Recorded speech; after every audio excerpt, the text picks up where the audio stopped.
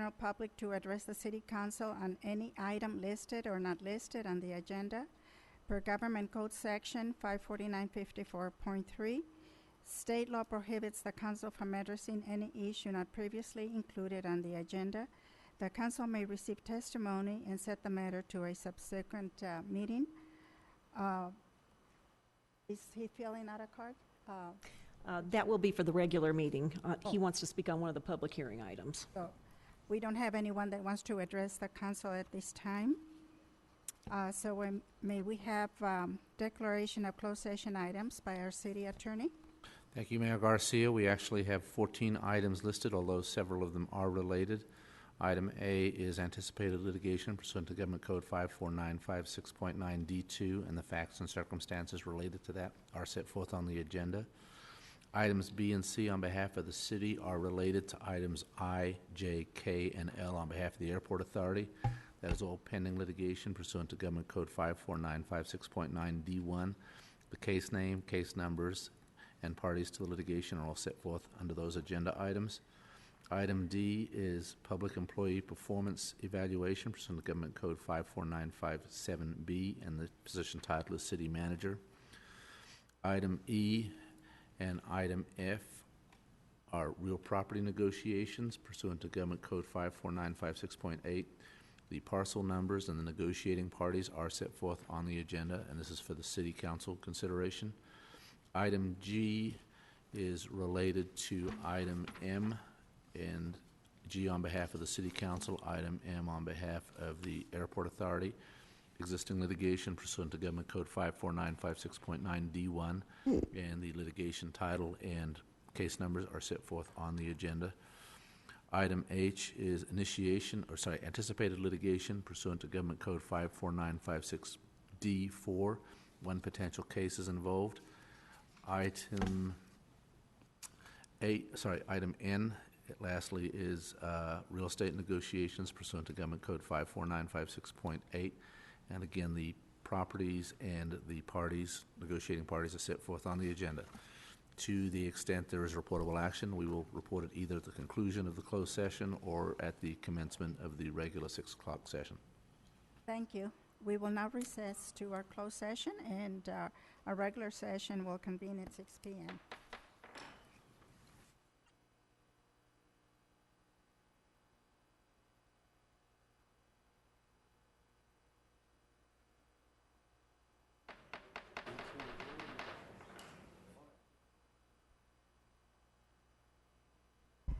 Thank you for your patience. Our closed session went over just a little bit. It is now 6:05. And I call to order the meeting of the City Council of the City of Victorville. And the City Council sitting as the Library Board of Trustees, Southern California Logistics Rail Authority, Southern California Logistics Airport Authority, successor agency to the Victorville Redevelopment Agency, the Victorville Joint Powers Financing Authority, the Victorville Water District, and the city as housing asset successor. May we have roll call, please? Councilmember Gomez. Good evening. Councilmember Kennedy. Councilmember Negretti. Here. Mayor Pro Tem Cox. Here. Mayor Garcia. Here.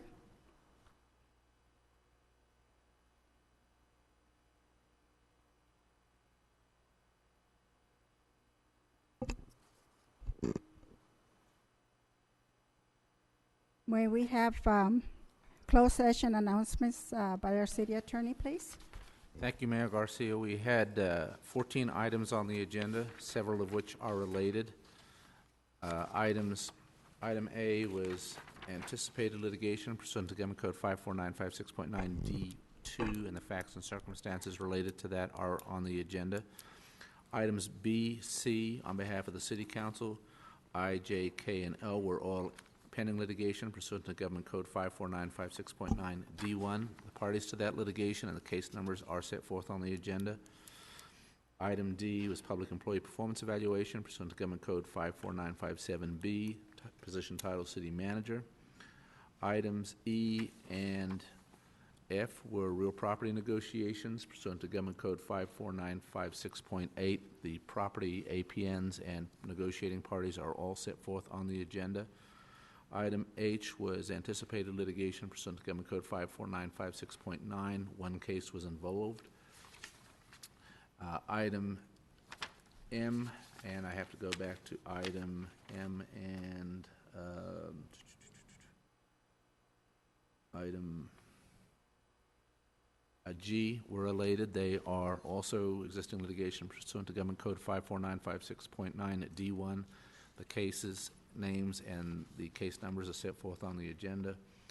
And lastly, item N was real property negotiations pursuant to Government Code 54956.8. Those properties are set forth on the agenda, as are the negotiating parties. The record should reflect that Councilmember Negrete recused himself from the discussion of item N because he is a contract employee of the United States government. There is one reportable action, and that is with respect to item H, anticipated litigation. The council, on a unanimous vote of all members, agreed to participate in a PUC proceeding, which is an SEC rate case, and they authorized the filing of a notice to participate in that action. That is all there is in terms of reportable action at this time. Thank you. We will now have the Pledge of Allegiance and the invocation. So let's see, invocation will be delivered by Pastor Dane Davis from First Christian Church, and the Pledge of Allegiance will be led by Police Chief John Schuler. Please stand. Thank you, Mayor Garcia. Before sharing that invocation, I thought it was an opportune time to share a quick word of encouragement. I know that as the City Council here in Victorville, you come under a lot of fire. You undergo a lot of criticism. A lot of people think that the city of Victorville is in shambles, hopefully not as many as they used to. But I wanted to share an encouraging passage from one of the most depressing books of the Bible, Lamentations. And as Jeremiah wrote that book, he looked out on a city that was literally in shambles. The enemies had come in and knocked the city walls down. Their temple had been destroyed. Most of the people had been killed. And as he looked on this city that had been destroyed, God gave him this encouragement. In Lamentations 3, he wrote, "Because of the Lord's great love, we are not consumed, for his compassions never fail. They are new every morning. Great is your faithfulness. I say to myself, the Lord is my portion. Therefore, I will wait for him." The job that you do is oftentimes thankless, and I, for one, am very grateful and thankful for this city council that serves this city so well. God bless you in your work. Let's pray. Heavenly Father, we thank you that when we do undergo times of criticism and attack, that we can turn to this simple truth that you revealed to Jeremiah over 2,500 years ago, that your love is sufficient for us, that your mercies are new every morning, that your compassions never fail. And Lord, I just pray that you would give this council wisdom as decisions are made tonight. Lord, when the timing is right, I pray that you would give them unity with the decisions that are made, and we pray those decisions would be in line with your will. And Lord, when the timing is not right, I pray that you would give them the wisdom to wait on the right timing to make that decision. Lord, I just thank you for each of these 5 council members. We thank you for Doug Robertson, our city manager, and each of these city representatives who are serving us so well, oh God. We pray that you'd give them strength and perseverance, and once again, great wisdom and unity. And it's in Christ's name I pray. Amen.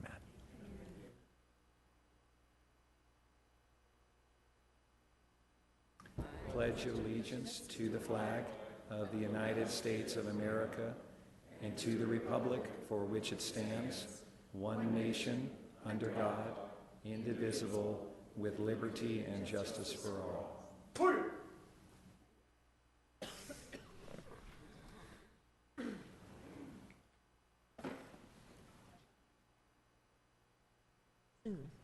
Soon.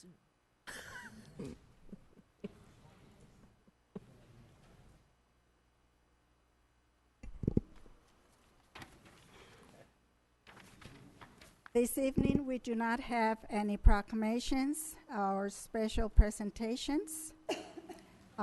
Madam Clerk, please present agenda to the council and any revisions to the agenda. Thank you, Mayor Garcia. Persons who wish to address the council on a specific item or any item that does not appear on the agenda are requested to complete one of the white speaker cards located in the council chambers lobby and give it to the city clerk prior to the meeting. The mayor will call upon each individual who has submitted a speaker card. Pursuant to Government Code Section 54954.3, state law prohibits the council from addressing any issue not previously included on the agenda. The council may receive testimony and set the matter to a subsequent meeting. Comments made during the written communications or public comment sections of the agenda are to be limited to 3 minutes per speaker or less as deemed necessary by the mayor. Communications are to be addressed directly to the city council. Individual comments to staff or members of the audience are not permitted. Any person or group who interferes with the conduct of a city council meeting by willfully interrupting and or disrupting the meeting is subject to removal. A peace officer may be requested to assist with the removal should any person or group fail to comply with an order of removal by the council. Any person or group who resists removal by a peace officer is subject to arrest and prosecution pursuant to California Government Code Section 54957.9, Penal Code Section 403. All documents to be considered for approval at this meeting are before the council, and there are 2 revisions to tonight's agenda that have been provided on the dais for the council and to the public. The first one is a revision to item number D5, and that is a contract and a map for the item Water Improvement Program Projects with Civil Tech, Inc. And the next one is a revision to item number D6, contract and a map for the Water Improvement Program Projects with Web, Inc. And those are all the revisions I have, Mayor Garcia. Thank you. We also do not have appeal hearings this evening. Therefore, we move on to public hearings. Just a second. Let me see what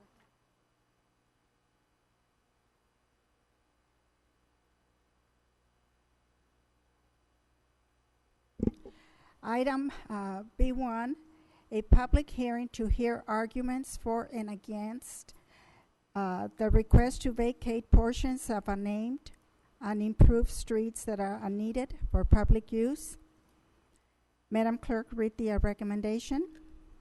The recommendation is that the City Council adopt Resolution Number 17-043 to vacate abandoned portions of street right-of-way offers of dedication per instrument recorded in Book 3039, page 588, Book 3049, page 521, and as document number 93-227454 of official records and on parcel map number 3404.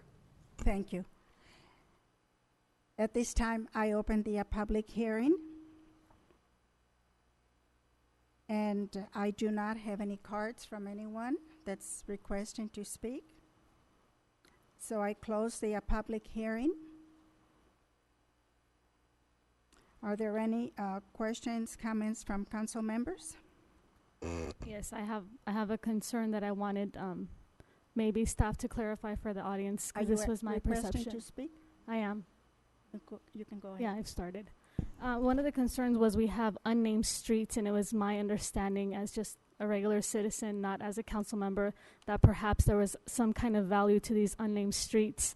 And if there was value, were we going to get some kind of compensation?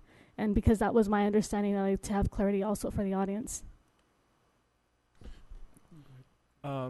Madam Mayor and members of the council, if I might, I can maybe describe the process a little bit to explain that this type of property is different than traditional real estate. In this particular case, this is involving an offer of dedication, and it's called an offer of dedication specifically on a parcel map that creates a subdivision of property. And the Subdivision Map Act does identify that requirement for public right-of-way purposes, in large part to ensure that properties aren't landlocked.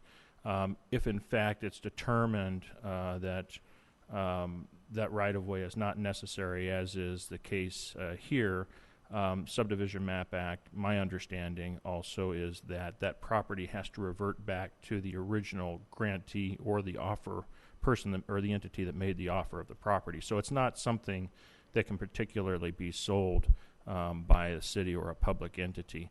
In this particular case, we're looking at property that is dirt road. The offer is in place pursuant to our municipal code. The offer of dedication does not become owned until accepted by the city. The city won't accept the public road until it's actually improved to city standards, meaning roads, curbs, gutters have actually been constructed to our standards. So this particular case, a little bit different than a traditional commercial, residential, or industrial piece of property that we might own throughout the city. Roads, public right-of-ways are differently and do revert, in fact, back to the person that offered it if there's a vacation. Thank you. No further question. I move approval of resolution. I move approval of resolution number 17.043. Second. Motion by Mr. Cox, second by Ms. Gomez. All those in favor? Aye. Aye. Those opposed? None opposed. Motion carries unanimously. Item B2, a public hearing to hear arguments for and against a general plan amendment from low-density residential to commercial and a zone change from R1, single-family residential, to PUD, plant unit development, and 17.18 vacant acres with a negative declaration. Madam Clerk, read the recommendation. The recommendation is that the City Council approve the project by taking the following actions. Adopt a negative declaration for the project pursuant to Section 1504 of the California Environmental Quality Act. Adopt Resolution Number 17-044 approving the general plan amendment, and introduce Ordinance Number 2370 approving the zone change. Thank you. At this time, I open the public hearing. And I do not have any cards from anyone that wants to speak. So I close the public hearing. Are there any comments from council members or questions? Move approval of the recommendation as stated.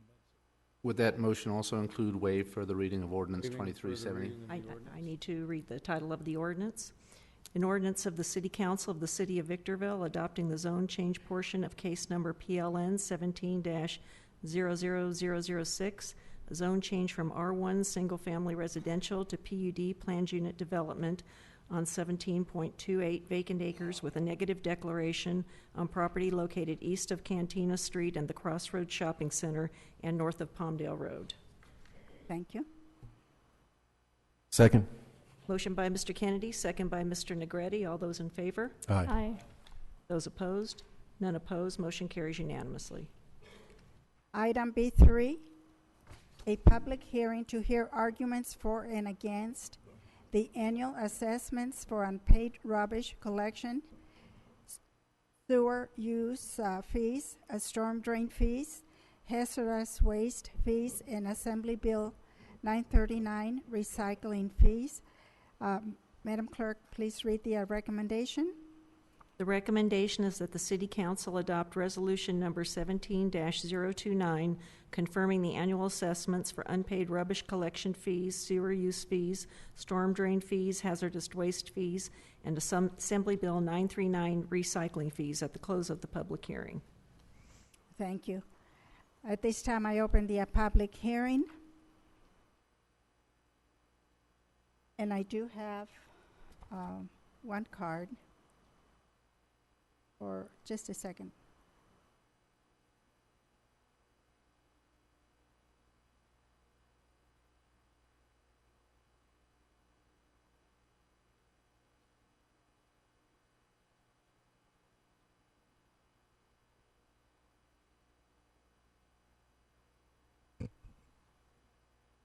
Okay, the person is Jean Cloudpack.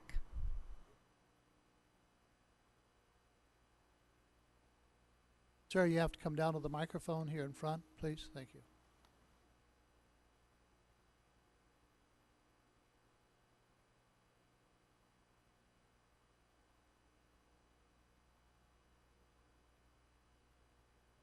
My name is Jean-Claude Peck, French name. I'm French, and I serve in the U.S. Army. And my problem is I let somebody in my home, Brown Street, since 2010, and she haven't paid me the rent, $1,000. So she owed me about $96,000. Okay. And I told her at least pay the utility, the water, electricity, and things like that. And she haven't done that. So I'm a man of God, okay? I give her a chance, but I don't know how far I have to go because I'm not working anymore. So I might have to evict her, but I don't know exactly what to. I have to pray about that, so I don't know. So I received a letter from you saying that I have to pay, but I don't think I should pay the water and things like that. She's still in the house. And she has a son for my son. That's why, she's kind of family. So I don't know what to do.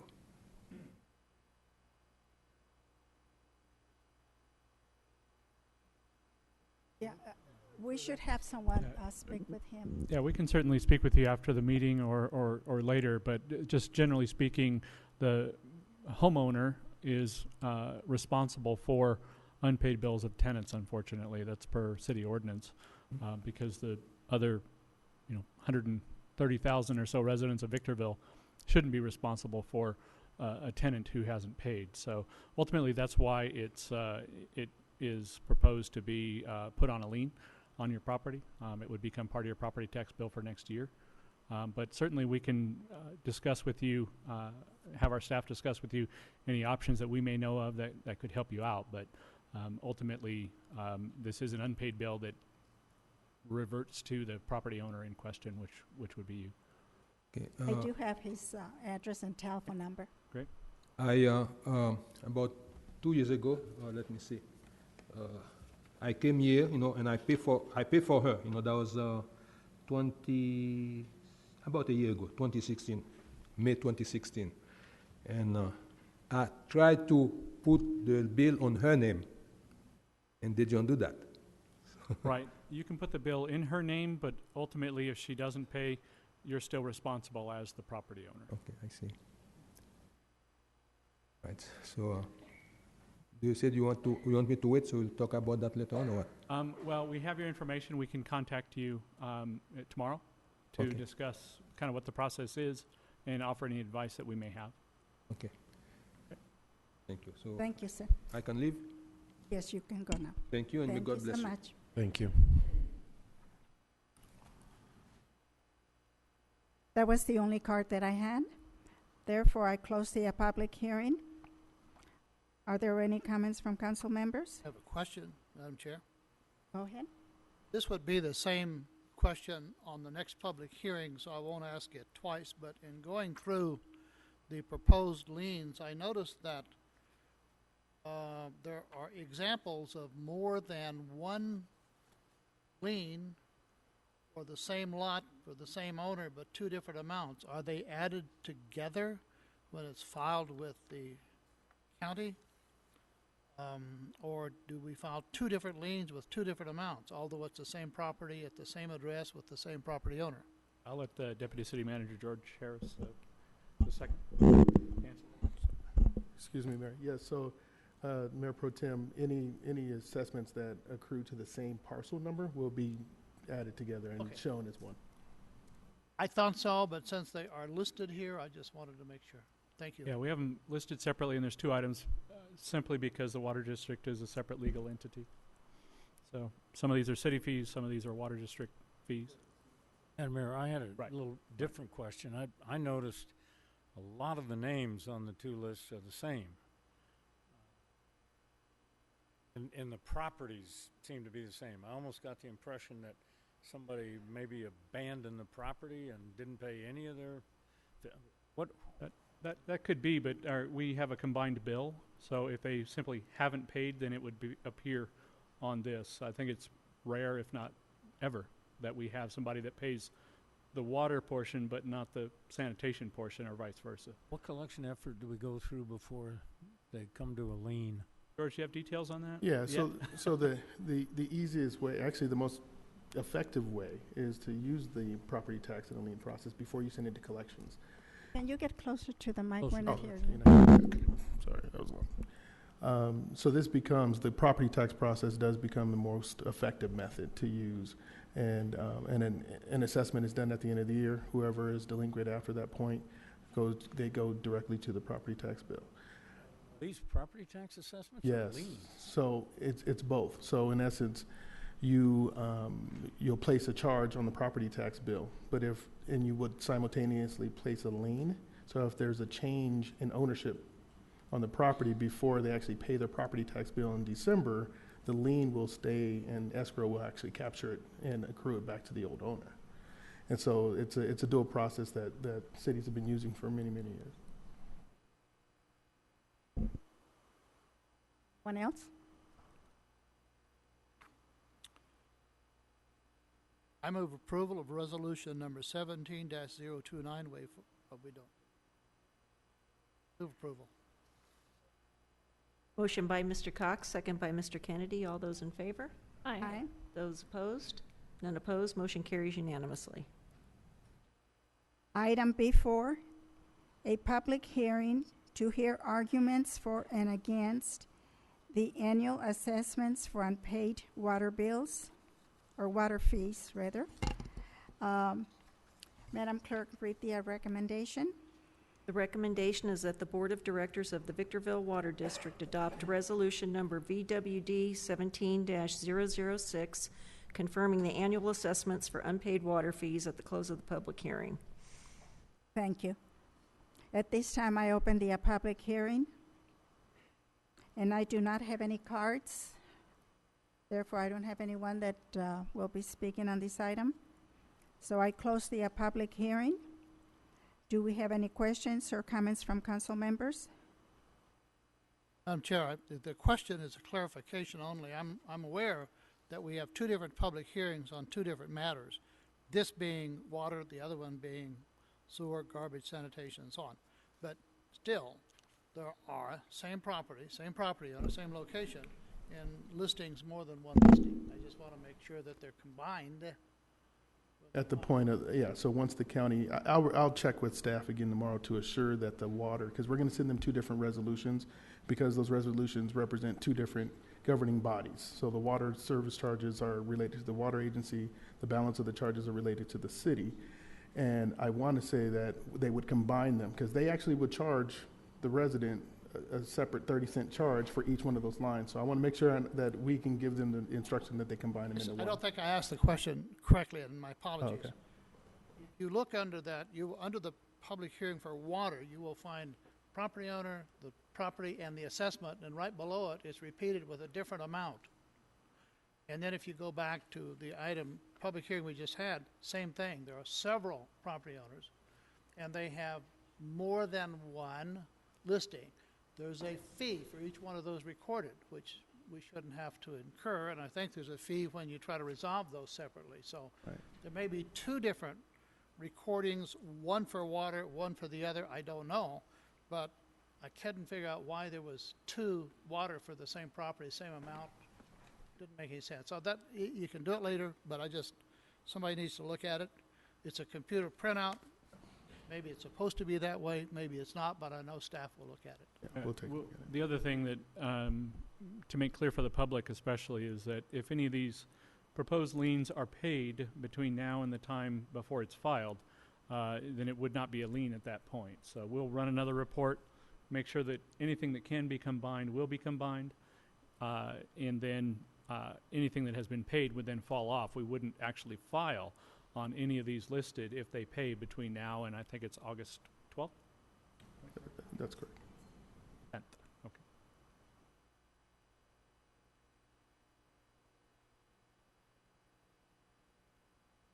Okay. Move approval. Second. Motion by Mr. Negretti, second by Mr. Kennedy. All those in favor? Aye. Those opposed? None opposed. Motion carries unanimously. Item B5, a public hearing to hear arguments for and against granting a certificate of public convenience and necessity to Seal It LLC Limousine Service. Madam Clerk, read the recommendation. The recommendation would be that the City Council adopt resolution number 17-047 at the close of the public hearing. Thank you. At this time, I open the public hearing. I do not have any cards from anyone. Therefore, I close the public hearing. Are there any questions or comments from members? Yes, I Council have a members? comment. Questions, actually. So what's the cost of a business license for the limousine service? That's the first question. Where do those fees go, and how often is this license renewed and paid? I actually don't know the cost of the business license. I'm looking out to find Chris. If he happens to know, come on down, Chris. And then, I'm sorry, Councilmember Gomez, if you could repeat the other two questions that you asked. Yes. So I know they're going to go pick it up at the police's office. So I was hoping maybe Chief Schuler knew the question. But what's the cost of a business license for the limousine service? That was the first question. And then the second one was, where does this money go to? And the third one was, how often is it renewed? The business license probably ranges from, I can't give you the specifics because there's 8 different classifications of business type, but they're in the $100 to $300 range, and that is an annual. They would renew that annually, and the renewal fee is usually a little bit less than the initial business license fee. Yeah, business license fees, though, go into the general fund. Yes. Which is used to pay for all the city services, including the staff that work in business license. Thank you. That was all. Can I have a motion? Move approval. Second. Motion by Mr. Negretti, second by Mr. Kennedy. All those in favor? Aye. Those opposed? None opposed. Motion carries unanimously. Item B6, a public hearing to hear arguments for and against the confirmation of annual assessments for landscape maintenance assessment districts, drainage facilities assessment districts, and maintenance assessment districts. Madam Clerk, read the recommendation.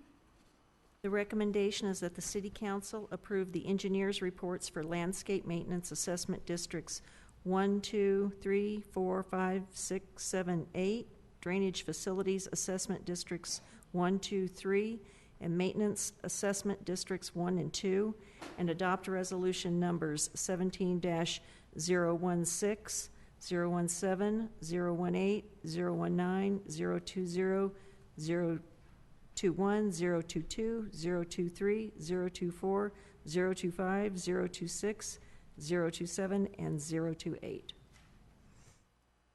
Thank you. At this time, I open the public hearing.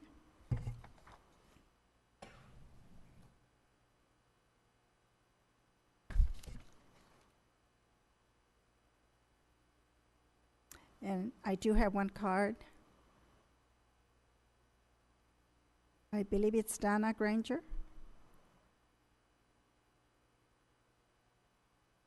Hi, I have a question about this. Does this mean that you're going to fine people that don't clean up their areas? I can answer that. Okay. No, it doesn't. We do code enforcement sweeps throughout the city. It's a slow process because we've got tens of thousands of lots to check. But this is actually in neighborhoods that have publicly funded landscaping on the outside, or have paseos and things. My home's in Eagle Ranch. Right. We have paseos. So this is the property owners in that area pay an annual assessment, and so that's what this is for. But it doesn't. This item doesn't go to any kind of a fee for failure to clean up. So. Okay, thank you. You're welcome. Thank you. That was the only card that I had. Therefore, I close the public hearing. And are there any questions or comments from members? Yes, I have several questions. Why is there a recommendation of 2.7% consumer price index to be included in the assessment fees collected for the Landscape Maintenance Assessment District 7 for this coming year, 2017-2018, and not for the LAMDSs 1 through 6 or 8? So when they were originally adopted, number 7 had an annual review per the Consumer Price Index. The others were not adopted with that language.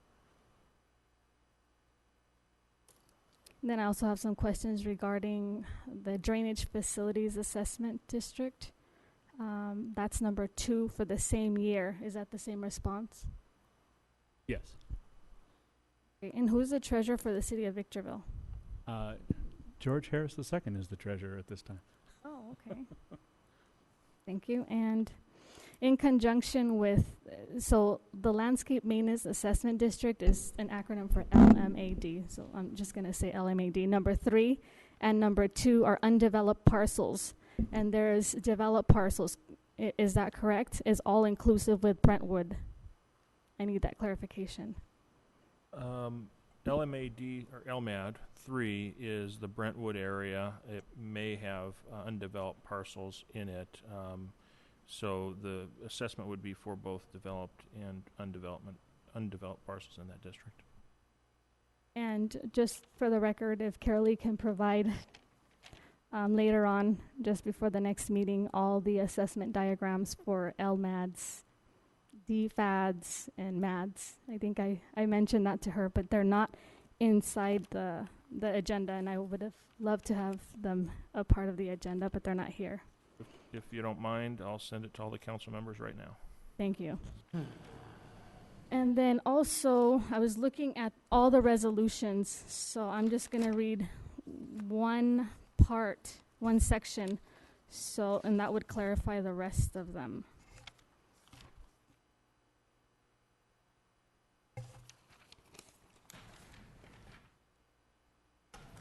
Okay, so section 1 and all the resolutions have the same one. So it says, that said hearing was duly open on July 7, 2017, that each and every step in the proceedings prior to and including to the public hearing has been duly and regularly taken. What does that date refer to? I believe that is going to be a typo, and it should say July 18th, 2017. So before we even make a motion to have this approved, I would like for this correction to be July 18th. I thought that might be the case. Every single resolution has this, and because it is very important, the accountability that council has in all these types of documents, that before we approve anything like that, or if maybe there's a motion to amend and have this as an amendment, that would be great. I just don't want to be responsible for something that's an error and we kind of missed out on it. Yeah, the record should reflect a clerical error in terms of the date, that the date is July 18th, 2017. Okay, so for all resolutions from 17-016 all the way up until 17-028. Correct. And who prepared this resolution?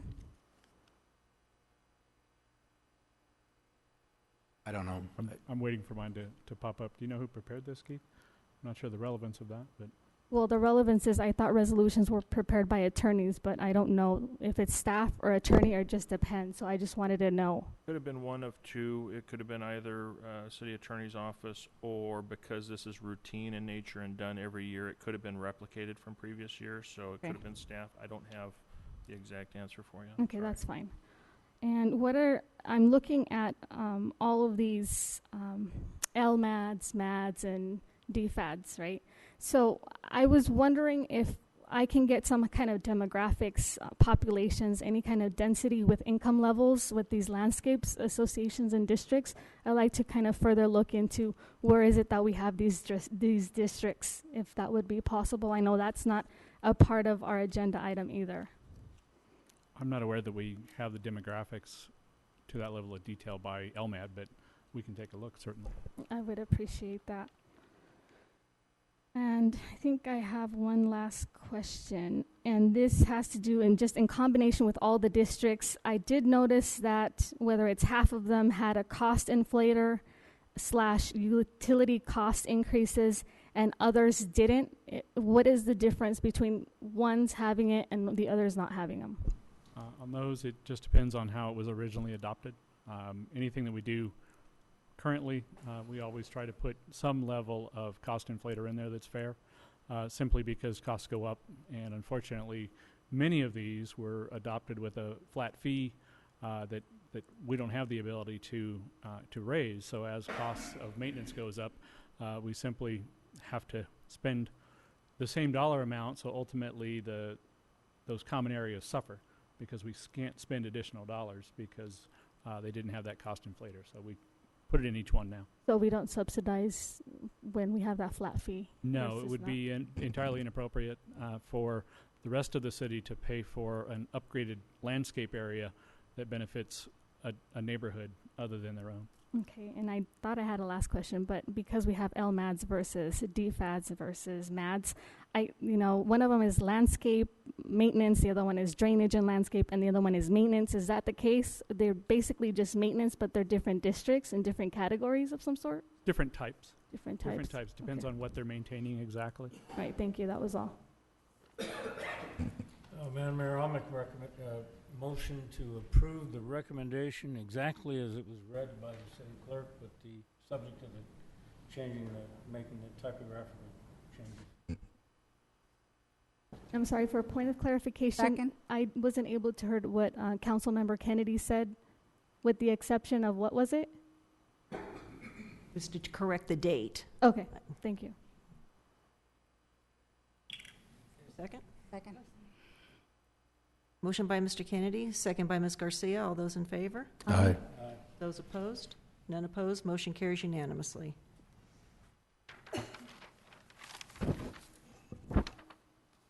Now, we move on to consent calendar.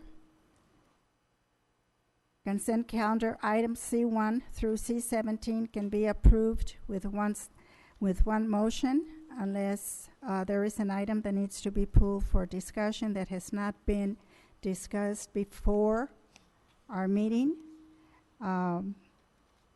Otherwise, we can just go ahead and approve from C1 through C17. There's a couple of items that I need to pull out for discussion.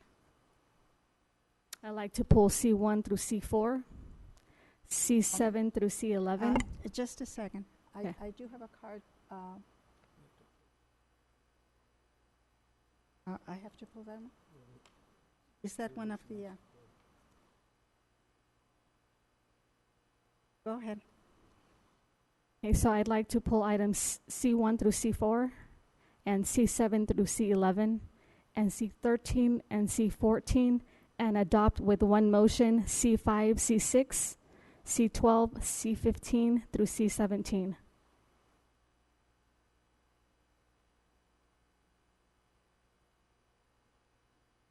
So I don't know if we're gonna first with one motion adopt, or I can continue.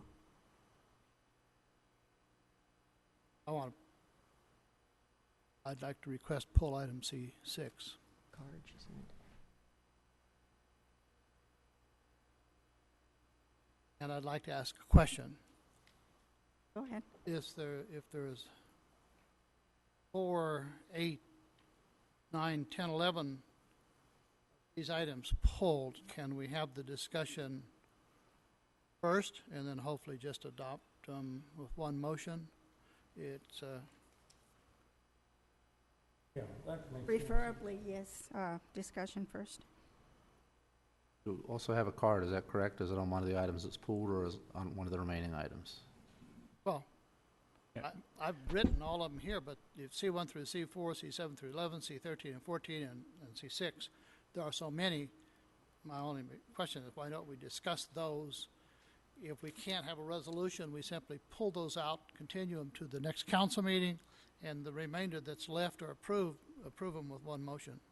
Madam Mayor, Mayor Pro Tem Cox, and council, I don't want to provide you legal advice, but just simply procedurally from experience, my understanding is that is allowable to have a discussion on each of the items pulled, but make one motion at the end, assuming ultimately the questions are answered.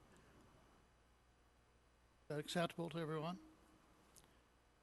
Acceptable? I defer to Councilmember Gomez, who wants to discuss or pull C1 through C4. Well, I'm not going to vote yes on all of them, so if I can vote no on something, that I don't see the issue. What am I doing now? Well, if I might, these are requested to ask questions on or make comments on. Mhm. And the first item is C1, so Right. I assume Councilmember Gomez has questions or So comments. go ahead and do Yes. C1 through C4.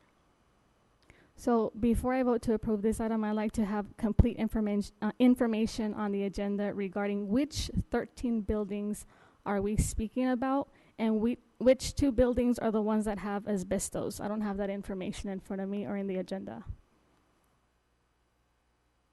I'm sorry, which 2 buildings have what?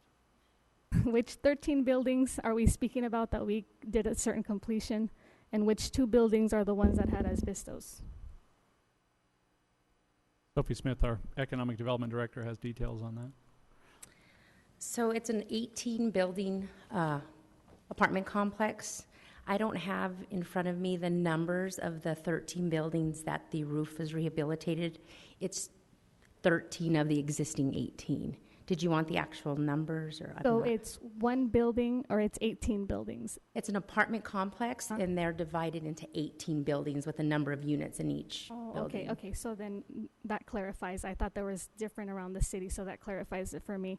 Also, tell me a little bit more about the 104 units and the agreement between the county and the home program. There's no county agreement. Okay, I thought that it was negotiations between county and the home program with 104 units with low to very low housing apartments. No county agreement, but there is an affordability covenant on the 104 units that is placed on the property so that the buildings that we assisted through the federal grant home funds are deed restricted and need to be used and maintained for low to moderate income households. Okay, thank you.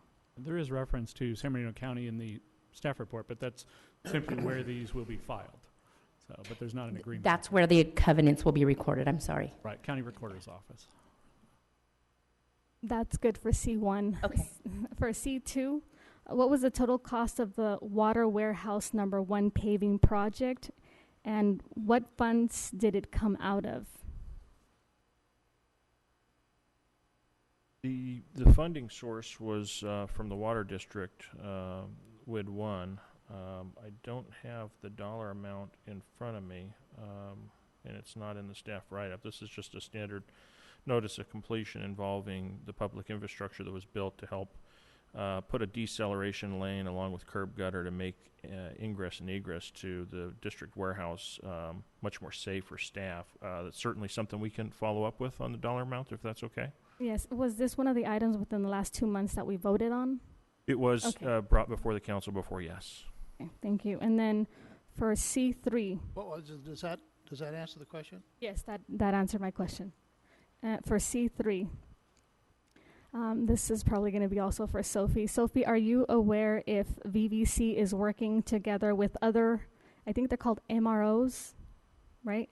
Maintenance, something rather, operations at SCLA currently? I think the question is whether or not VVC is in the program, the AMP program that is housed in these facilities. If the graduates from that program are being used to staff our MRO, our maintenance, repair, and overhaul companies that are tenants at the airport. Yes. Yes, that's my understanding. That's the whole purpose of the program, to make sure that our aviation tenants have a qualified and trained and skilled labor force that are certificated in the FAA program. So that includes Pathways to Aviation. Are you aware of that? Does it include, I'm sorry? Would that be Pathways to Aviations? I know there's an MRO there that goes by Pathway Aviation, so I was wondering if they're involved. I'm not familiar with that company or that term. Okay. Yeah, this is only with the college, actually. It's not with the MRO facilities, but their graduates do go on to work at SCLA as well as other airports around the area and around the world. Okay. And how many maintenance aircraft companies, was that 2 that you had said? I think I'd asked that question. 2 aircraft companies or organizations currently at SCLA, right? There's only 2, I believe. There's 2 maintenance repair overhaul stations that are licensed under FAA Part 145. There's a number of other aviation-related companies that do service that can be considered maintenance. Leading Edge is one, for example, that does aircraft painting. Okay.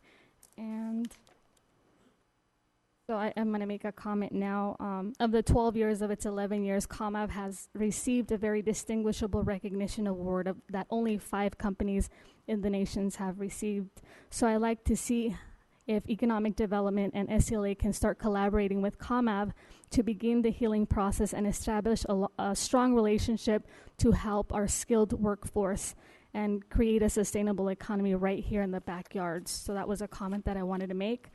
The other question that I have is, I was looking at the standard sublease agreement, and I was wondering what day in August are we going to be filling that in? So the term of the amendment will be, the date that it's executed is what we'll fill in with that August date, but the actual start of the period, the term, is September 1 of this year. Yeah, I saw the commencement date, and then I saw the termination date, but I was wondering if there was already negotiations where you would be adding a day in August. We usually add the date for the agreement, which is when that August date will be filled in, when the agreement is fully executed, which will, if approved tonight, will be sometime in the next couple of weeks. Okay, and are we charging to sublease buildings 717B and 732B, whether it's $1 or whatever amount it is? We are not charging the school district for housing the AMP program, no. Okay, and then I know you don't have the standard sublease agreement in front of you, but you might understand my question. My question stems from Exhibit A. There was intentionally things that were deleted, precisely 3, 7, 8, 10, and 11, and I just want to understand why their deletions were included. Just give me a quick second here. Yeah, 3 is the option to extend, 7, security deposit, 8, late charge, which... Oh, okay. So what you have before you is a standard template that is drafted by the city attorney and SCLA attorney's office. And if a particular section does not apply to that transaction, such as no posting of security deposit by someone like VVC, then that section would be intentionally deleted, and so would other sections that are not applicable to that transaction. Okay. And then I saw a lengthy packet, the Southern California Logistics Airport Rules and Regulations. I went through it, but I was wondering, why was that part added? Was it because of the schooling and the nature of SCLA's involvement? All properties that are leased at SCLA are subject to the FAA rules and regulations, and they're referenced in the document. And as a courtesy to the tenant, we also include those as an exhibit. Okay, and then since we're approving today the amendment sublease agreement, I was trying to see if I found the original or one of them beforehand so I can read what we were actually changing, and I don't think I figured that it was in here. I might have asked too late for it to be added, but is it in here? Because I didn't recognize it. It is in there. The whole document that's attached is the first agreement, the one that is expiring at the end of August. Okay. And then there's a 1 or 2 page amendment that is simply changing and updating the term.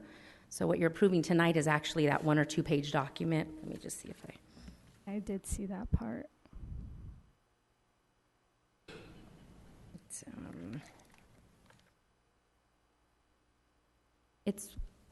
It's right after the depiction, the site, the map of the properties, and it's entitled First Amendment to Standard Sublease Agreement, and then it is 2 pages long. That's what's modifying and amending the longer original lease that is set to expire. Okay. And can the city of Victorville be considering to be subsidized AMP since we're not charging anything? Is that what we're doing? It's called the subsidy? Correct, yes. We are supporting the school with the rent abatement, correct. Okay, and then this is my last question. Since we are providing utilities as well, are we providing, I think Bemis has gas and electricity. What is the value of that? Do we know? In 17-18, our budget for utilities and small repairs that we make pursuant to this lease, we budgeted about $20,000 for the year. Would that be just pertinent to AMP school? Yes. For the 2 buildings? That's correct. Oh. So our cost is about $20,000 just with the gas and with the lighting. And with a small budget for unforeseen building repairs, yes, the 3 combined. Okay, all right, thank you. That was all. Sure. Madam Mayor, if I might, and maybe as background that's helpful to the council involving the AMP program, it's something that we as the airport have been involved in for many years. In fact, before transitioning the O&M responsibilities of the school to the VVC, we as the city/airport authority actually started up the program working with the local businesses out there. And a large reason for why the program was developed was because there was a larger concern among the industry, aviation in general, that there was not sufficient amount of workforce, skilled, trained workforce at the time. And of course the concern after that becomes that there needs to be a pool of available workforce to draw from, so there needs to be a recurring pool. So we had worked very closely and we're proud of actually developing the program. It started largely relying on grant funds, and when grant funds dried out, then we had to make a conscious decision of how to continue to run the school and provide effectively an education source so that the companies that we're trying to attract to the airport actually had qualified labor to draw from. So we had actually gone through a transition process where we did in fact transition the O&M, the educational component, to the college, and our contribution to help keep things going certainly was providing to us what were considered simple things such as facilities and utilities. I'm aware that today still the companies at the airport draw from those that go through the school. I'm also aware that the VVC has a very high success rate of not only graduating students through the program, but getting them to actually pass the FAA AMP tests. So it's been something that we've been proud of. It's certainly been helpful in the larger mission of the airport to try to make sure we have an adequate labor force to support those industries that we're trying to attract out there. Thank you. Yes, we do appreciate that. I have a question for our city manager. Do you take the time to go over the agenda with Ms. Gomez before we come to the meeting? We have a regularly scheduled agenda briefing every Monday, and we respond to any questions that she brings up. And she doesn't have any of these questions at that time? You're kind of sticking me in the middle, but at times she asks questions in the public session that she has asked, presumably to get that answer to the public as well rather than just to herself. But there are many other questions that she has asked privately that she has not asked tonight, I can tell you that. Thank you. So I'm going to continue with C4. We have VMIS reports here. I don't have a summary of the readings for the actual wattage and the gas. So I was wondering, just in the future, if you would add like a small synopsis so that it kind of guides me as to what it is that I'm looking at with the results with wattage with quarter 1 and quarter 2 or quarter 3. That would be helpful. There are graphs. Are you meaning you want the actual numbers instead of the graphs? So I'm looking at the graph right now, and I'm looking at quarter 2 and quarter 3. They differ in wattage, so I was thinking, well, maybe there's population, there's more usage, so clearly that. But I don't want to speculate. I want to understand literally what Keith sees, and if he were to write a small synopsis of what these bar graphs mean, I mean, with his expertise, I would understand. And I thank you for the comments and the feedback. Actually, that's helpful to us. This is a fairly new report for us. Probably just started putting together in the last year. So, you know, what we've really attempted to do is try to give as much general information to show at least how the utility is operating. It's actually a work in progress. In fact, I was just talking with staff today about doing completing the annual. So certainly we can incorporate that in. I'm actually looking at perhaps adding some additional information that I think is meaningful. So we can certainly put some numbers in there. That's not a problem. And then I don't know if you guys wanted to vote C1 through C4, or I shall continue.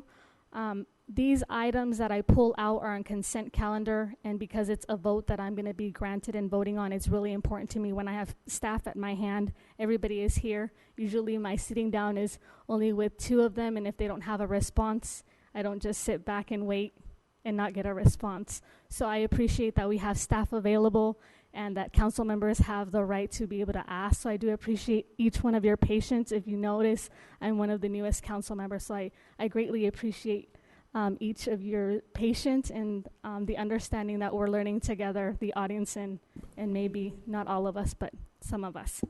So I don't know if you want to continue with Madam Mayor, may I move approval from consent calendar C1 through C6? Just to clarify, Mayor Pro Tem Cox asked for C6 to be pulled. So C1 through C5. Move approval, C1 through C5. Second. Motion by Mr. Negretti, second by Mr. Kennedy. All those in favor? Aye. Aye. Those opposed? None opposed. Motion carries unanimously. You want to discuss C5? I had a comment on C6, Madam Mayor. Go ahead. About 2.5, 3 years ago, I pointed out to the City Council that if the Great American Dream was to buy a home, that our help for the very low and the low income individuals was great, except that I objected to the huge amount of down payment that we were providing. At that time, as I recall, there was a house for sale for $156,000. We were paying $45,000 of housing funds to make the down payment. I argued at that time that if we would restrict it to a reasonable amount to help people over the hump, say 15 or 20,000 max, we could help twice the number of people. And council took no action at that time. C6 is an item where I don't know how much the cost was, but the city's assistance through the housing was $49,500. It was foreclosed on, a loss of the city of $44,929. Clearly, council needs to establish a policy on this before we keep losing taxpayers' money because we provide too much assistance for one individual wants to arrive at the American dream, and when we could have probably provided assistance to 3 or 4 families. That's all I have. Thank you. You? Who had C7? I do.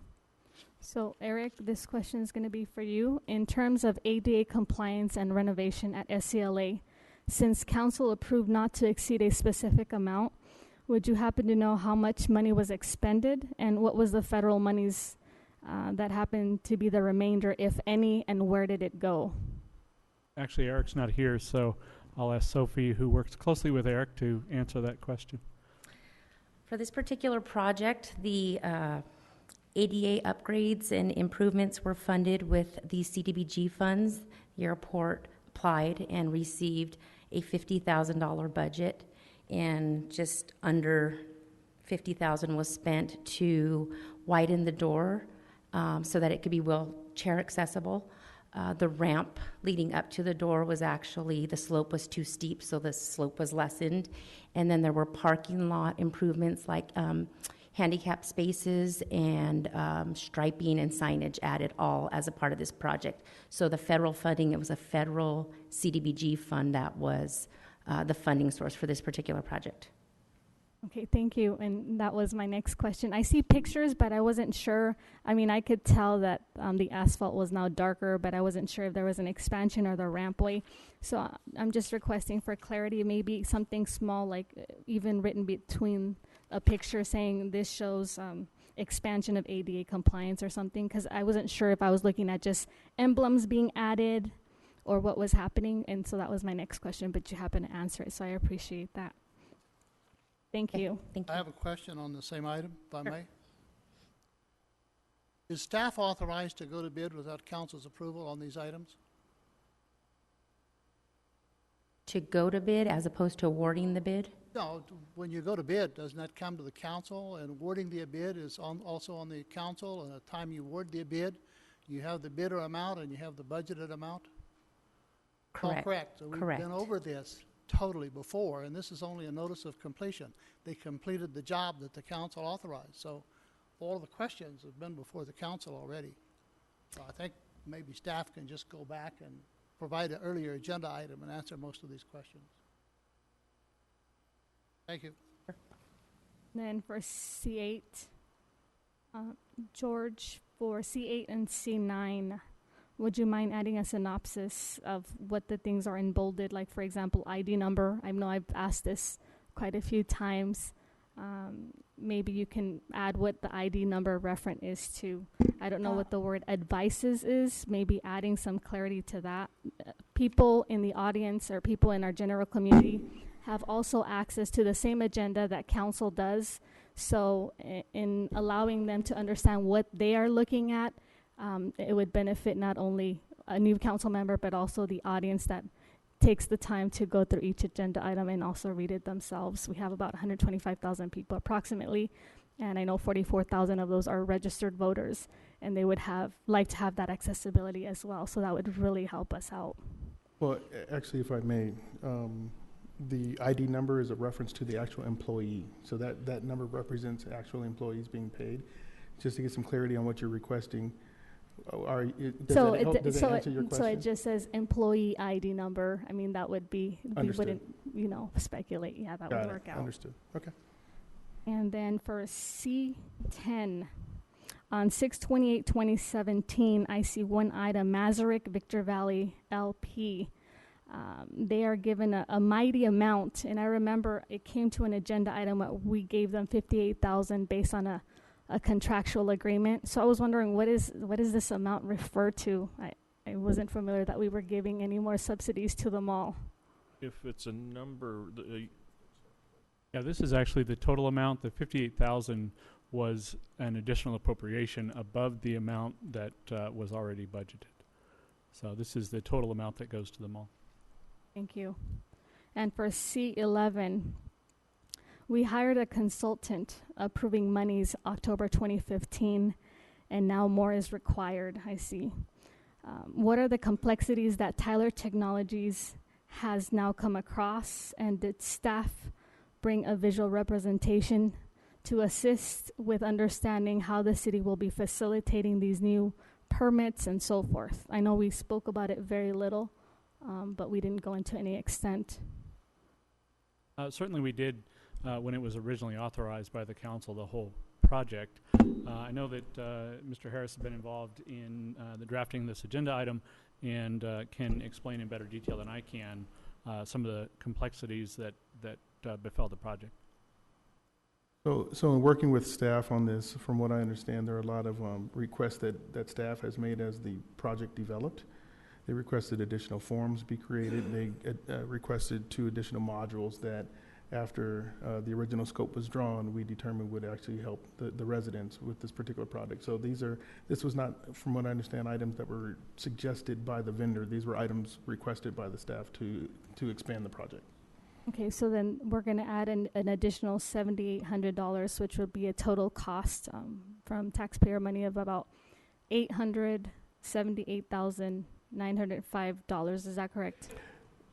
Correct. So the total project, when you include the purchase of the software as well as a couple of the modules and some of the hardware, I believe that was needed along the way, totals the total project cost.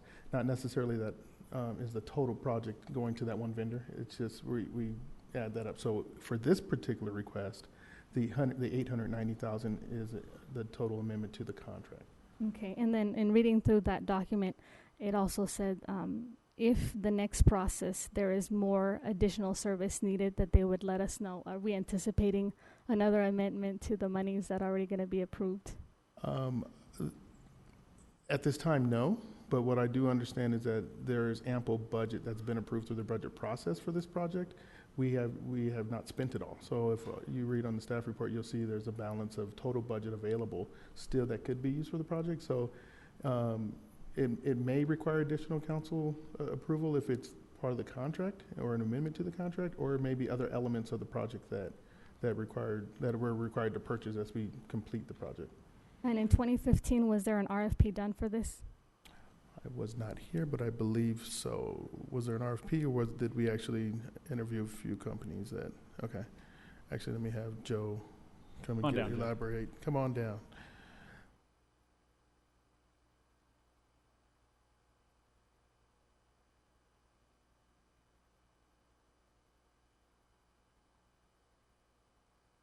Good evening. We didn't do an RFP. Tyler Technologies, we did an RFP back in 2009, I believe it was, to select a new citywide ERP, human resources, finance, utility billing, asset management system.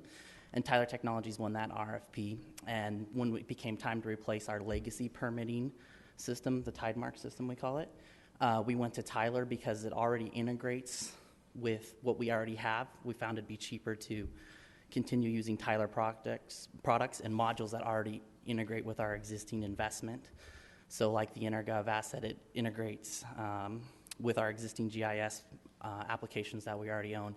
It integrates out of the box with our Tyler cash sharing application that we're using in customer service. It integrates directly with our GL, integrates directly with our content management server. So all of those advantages made sense to keep it sole source and just continue our relationship with Tyler Technologies. Ultimately, that decision is within the purchasing code as an allowable methodology, and it did come to the council as part of the award to approve the use of that sole source because of those reasons. Okay. And we did solicit some unofficial bids from competitors to make sure it was reasonable, and the Tyler EnerGov, because of all of the Tyler software we already own, was substantially more affordable than their closest competitor. And then I took a note for Exhibit B. Are we also paying for his travel expenses or Tyler's expenses? If we have them come on site, we do have to pay for their travel expenses. That's an estimated budget. We try really hard to work through GoToMeeting and use web technologies. There have been some instances where they come out, like training is an example where we like to have someone come on site and present in person because it's more fluid. You can get more accomplished than doing it through a WebEx session. But for most of the business process review and design, we've been very successful just leveraging GoToMeeting and web sort of presentations. So then for the training, I know there's 12 city staff members that are being trained, so then he probably has to come up here and train you, or you guys do it through telecommunication? What do you do? We haven't really decided yet. We have the budget there, so that's an option. If we get there and we feel like we got it, we've been working on this for a year now, and we feel pretty comfortable with it, but I don't want to guess what we're going to do when it actually comes to the official training. Okay, all right, thank you. Item C7 through C11, we can probably vote on one motion because that would be a yes. C13 and C14, I'm going to vote no on the placement of items by city council members and no on the 5-minute limit. So if we want to go ahead and just first do the C7 through C11 with one motion as a yes. Is that a motion? So moved. Second. Motion by Ms. Gomez, second by Mr. Cox. All those in favor? Aye. Aye. Those opposed? None opposed. Motion carries unanimously. Item 12 was not pulled, so it's kind of hanging out there right now. Item 12. Motion by Mr. Kennedy, second by Mr. Negretti. All those in favor? Aye. Those opposed? None opposed. Motion carries unanimously. And then, like I said, item C13, it's a no on placing items on the agenda by council members. I don't agree with that still, just like I don't agree with the 5-minute limit when it came to the council comments. So if you want to call it for a vote. Move approval. Second. Motion by Mr. Cox, second by Mr. Kennedy. All those in favor? Aye. Those opposed? Aye. Motion carries with Councilmember Gomez voting no.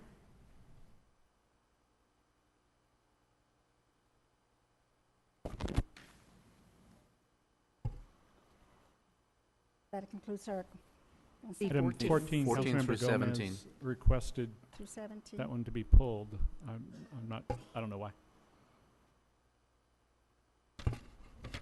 C13 through C14, yeah. Well, because I was under the assumption that there was the no placement of items, and then the other one was the 5-minute limit no, so no, that was my mistake. That was on one item. So I believe that leaves C14, 15, 16, and 17. Did we get C6? Yes. Yes, we did. Sorry. Move approval on those last 4 items. Motion by Mr. Cox, second by Mr. Kennedy. All those in favor? Aye. Aye. Those opposed? None opposed. Motion carries unanimously.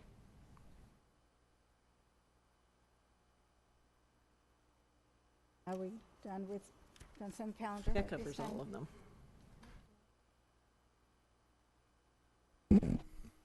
Looks like finally, yeah. Okay, now we move on to written communications. Item D1, appointment of voting delegate and alternate to the League of California Cities 2017 Annual Business Meeting, General Assembly. I may say before we read the recommendation, the League of Cities are only requesting the delegate and the alternate. However, they leave it open for anyone else that wants to attend, except that taxpayers pay for the conference. And I don't see that it's necessary for every council member to attend every conference that is available. I'm just being transparent here. So, Do you have any interest in being? yes.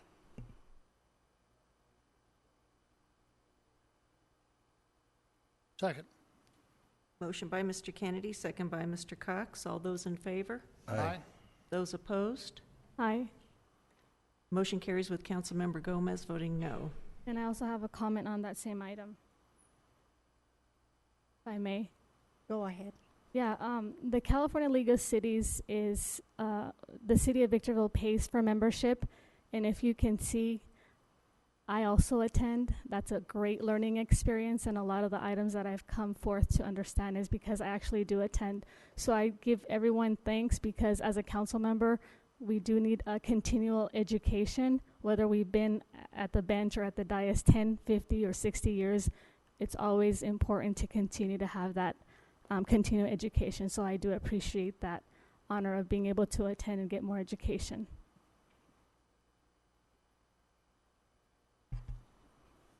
Item D2, proposed submittal of used oil payment program grant, cycle 8, fiscal year 17-18. Madam Clerk, read the recommendation. The recommendation is that the City Council adopt resolution number 17-046, authorizing the submittal of a used oil payment program grant and designating the city manager as the signature authority. No questions of the council. Move approval of resolution. I do have a quick question. Sorry, I withdraw my motion. Go ahead. Okay, so I'm just interested, is the resolution required yearly for authorization and submittal? Is that procedural? Part of the procedure, yes. I don't know if that answers your question. Yeah, I just want to know if every time we get a resolution it changes yearly. Yeah, we do have to adopt or accept this grant on an annual basis. Thank you. It's a non-competitive grant, so it's not like we're competing. It's part of the used oil recycling. You pay a small fee when you recycle oil. We get a little bit of that money. I think there's 11 million statewide. It's programmed to us. It's programmed to every city in the state so that we can educate our residents about the program. Mr. Kennedy. All I want to do is approve this and thank Mr. Negretti for bringing it to us 2 years ago. But Christian, I think everybody would like to hear a little bit about the process you've gone through, how long it's taken, why the skate park, why here, what's good about this location. Councilmember Kennedy, you're one item ahead of us. We're on the used oil grant, sorry. What? I had to withdraw my motion. Okay, Yeah. if there's no further discussion, to make this easy, I move to approve resolution 17-046. Second. Motion by Mr. Cox, second by Ms. Gomez. All those in favor? Aye. Aye. Those Go opposed? away, Christian. None Don't go opposed. away. Motion carries unanimously. Item D3, now this is the one, construction of a skate park at Doris Davis Park. Madam Clerk, read the recommendation. Recommendation is that the City Council authorize the construction of a skate park and perimeter interpretive desert landscaping at Doris Davies Park and authorize the appropriation of available recreation development impact funds, RecDiff. Mr. Gunter, I think your presence is requested down front.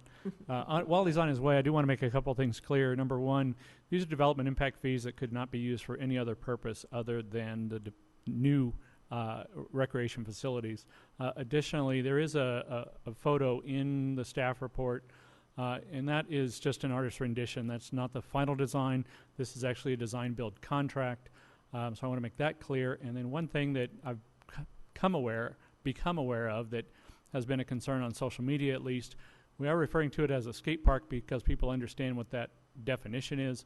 But actually, because of relatively recent changes to state law, our exemption from risk management would now apply to any non-motorized traffic. So this is going to be for skateboarders, for BMX riders, for roller skates, roller blades, and actually there's some really neat videos of kids in wheelchairs who go to these parks, and they have specialized wheels on parts of their wheelchair that allow them to enjoy these facilities as well. So that's exactly correct.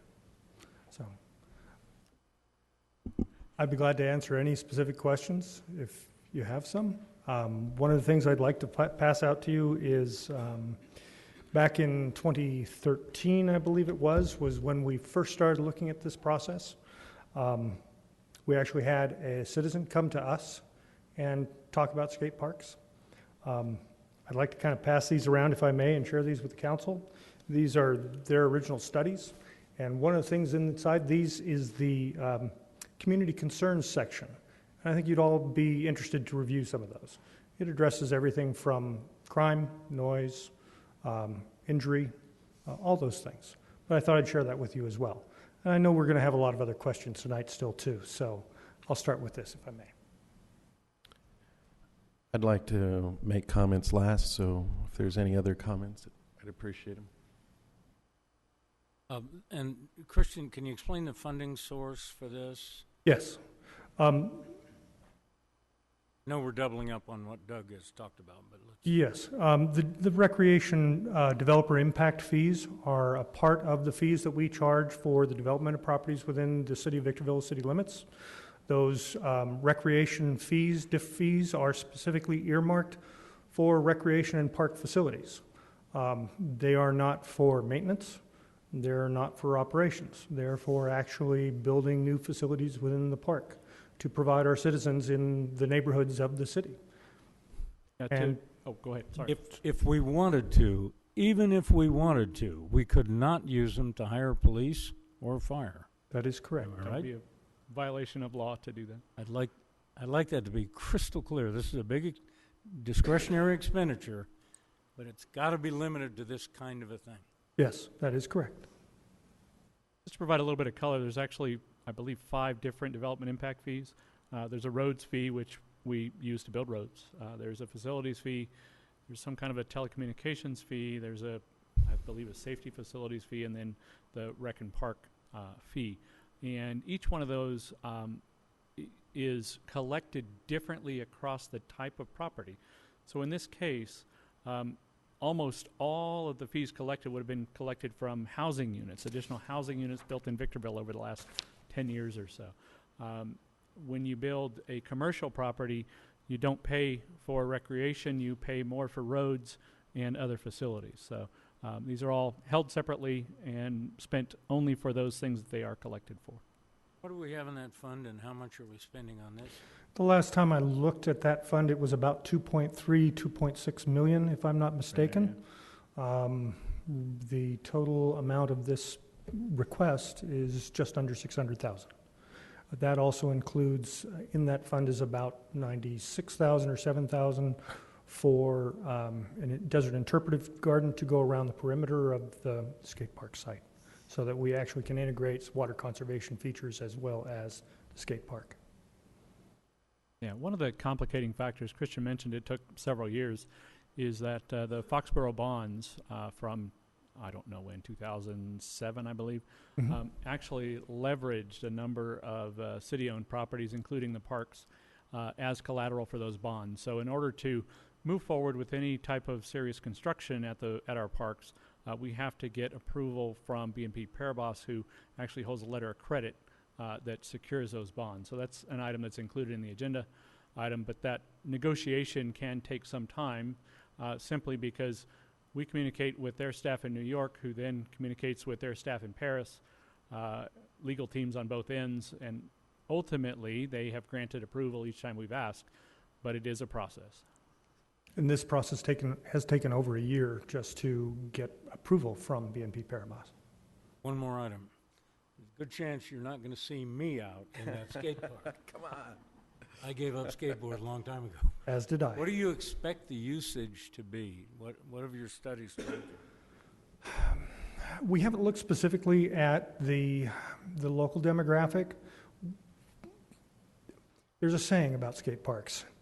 If you don't have a skate park in your city is a skate park. Kids are going to find something to do. I don't know how many times I've been driving down the road and seeing a group of kids playing out in the street, and maybe a couple of them have skateboards, they're walking around, somebody jumps on one, suddenly it slides out from somebody's feet and it goes out into the street in front of a car. Providing kids a safe place to go do things is kind of why we're here. It's an important aspect of building a city and building recreation facilities that are offered throughout the region. We are the last city that doesn't have a skate park. The selection of the location that we have is a good location for several reasons. Doris Davies Park, it's right on Hughes Road. So if there's something going on there that shouldn't be going on, and just like anything else in the park, the closer it is to the road and the closer the amenities are to the street, where if the police are walking by, they can see or driving by, they can see what's going on, illicit behavior is going to drop. And that's a good thing. It gives kids who want to be out there enjoying the skateboarding for the skateboarding a chance to do what they want to do, which is kind of why we build it. We have a second choice for a site, possibly at Hook Park. We've spoken about that as well in the past. It's still a secondary site in terms of starting off and a place to go and having a good place that's safe and on the street where the police driving by can watch and make sure everybody's doing what they're supposed to be doing. It's a good location. So, some of the things inside the flyer that I just passed out to you on the community concerns, one of the things is decibel level studies. They're actually in there for a number of cities who've studied this issue because they've been concerned about the neighbors. We are too. When this went back to the Community Services Advisory Committee back in 2015, it was sent back to council, by council, to the advisory committee. We wanted to make sure that we were looking at being good neighbors as well. One of the things we want to do is make sure that if there is noise attenuation to be done, we plant a line of trees along the property line to make sure that noise levels are down so we don't disturb anybody. Another thing we have to be concerned of is making sure that the amenity itself isn't over a couple of 2 or 3 or even 4 feet high, because we don't want people looking down to other neighbors' backyards. There aren't going to be any 12-foot tall skate ramps where people are going to be up on top and then swooping down and coming down the other side. It's not going to happen. But we'd like to present to you what we'd like to do. So we have a design consultant on board who we think is going to give us some excellent drawings and some good idea. You've already seen some of the rendering on it, so we're asking for your approval. I think it's down to you, Eric. I think, but I don't know if Or anybody anybody? else has questions. Yeah, I also have questions. So if I may. Sure. I know we spoke and said that the funds come from the development fees, but it wasn't said, or I didn't understand that it was the only. So is that the only way we get to fund this park, through development fees, or is there something else coming from anything else that we would pull? There are no funds planned at this time for anything other than developer impact fees, the rec diff. If, and it is an if still, and one of the reasons that we parted out the water conservation portion, we would like to see, because there are always possibilities to see if we can get grant funds for the water conservation portion and the desert interpretive garden around it. And if we can save money that way, we certainly will. The problem is that I don't have the design drawings yet in order to turn in to have them studied to see if we can apply for a grant with those drawings. It's kind of a catch-22. So without authorizing the one, I can't move forward with the other. And then for that garden that's going to be across the skate park, are those also coming from development fees, or that's different? I'm sorry, I didn't hear the first part. The garden across, that's going to be across the skate park, is that also coming from development impact fees, or is that a different fund? Yes, it will all be development impact fees, and that would be the desert interpretive garden that would be around the perimeter of it, as well as the skate park itself. And then I know we were looking at a second project. Do you know what was that second project that we were looking at? I don't want to. It is one of the things we'd like to do is have a facility on the east side of the freeway and a facility on the west side of the freeway, because it's tough for kids to cross to be able to go from one to the other. It's a plan. It's nothing that's in writing yet. So we didn't know if it was a dog park or a swimming pool. It's still in the works. There are things that are still in the work, but Okay. even if, I was specifically referring to a second skate park. Oh, okay. But right now, again, when we set on this pass, and Doug mentioned, we were talking with BNP Paribas. We're also talking with the high school district about a secondary site. I haven't got that approval yet for that one. If one had come before the other, I might be here standing and promoting the other site. Oh, got it. But I rolled the dice, and we ended up with the site at Doris Davies. Yeah, we did have direction from council I want to say in a January meeting, to pursue this as well as a pool or some kind of water park on the west side of the freeway, and in addition, a dog park somewhere in the city as well. So we're still working on those. Those will come forward, but those are some of the things that would be spent with the remaining development impact fees that are in that account. Correct. Also, I was looking at the May 24, 2017 letter, BNP Paribas letter, and I was thinking that was kind of like a loan that we were going to go after between the city and the bank, but you called it a credit to secure bonds? Correct. They provided back in, I think it was 2007, a letter of credit to secure bonds on behalf of the city. And as part of that whole transaction, the city leveraged at that time properties in order to be held as collateral. So until that is paid off, we still have to go and get their approval before doing So it's not that the city of Victorville doesn't have the cash on hand, right? It's No. procedural that you have to secure bonds and then go that way. Is that what you're saying? Well, the bonds were secured a decade ago. It just because they are, essentially the title holder of that land at this time, there's a lease back type of situation. We have to get their approval to make changes, and what they review is to make sure that we aren't impairing that property, making the value less. And in our opinion, this actually adds value to the property. So it just takes them some time to work through their internal processes. Thank you. You're very welcome. Yes, thank you, Madam Mayor. First of all, Christian and everyone else that was involved with the city staff, thank you very much. This project, like you mentioned, is like other things. There's been considered before. There's a lot of things we'd like to do in this city, but just because of funding priorities, sometimes we're not able to get there. But in 2014, I got elected, and during the campaign, I was coaching and around a lot of kids that let me know that they would like a place, but getting started on a project like that, there's so many moving parts. So again, a big thanks to the city staff and the city attorney dealing with that bank. The school district's a player.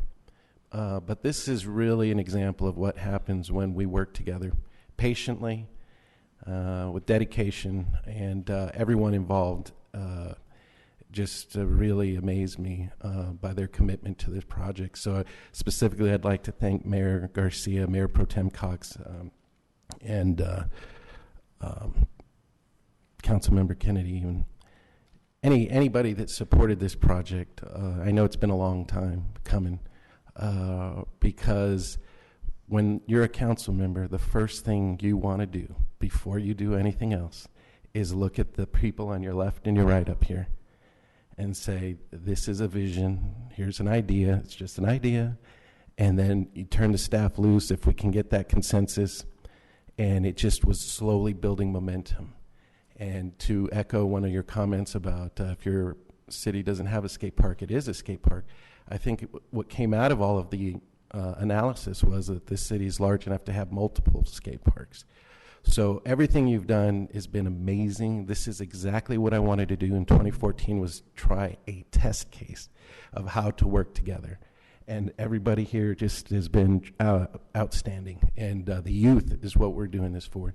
When I came on, I really looked into what does it mean to be a council member, and providing enrichment programs for the youth and elderly are high up there for any elected leader. So I'll be working on some other projects too. Just again, they take so much time, but it's just all you have to do is start.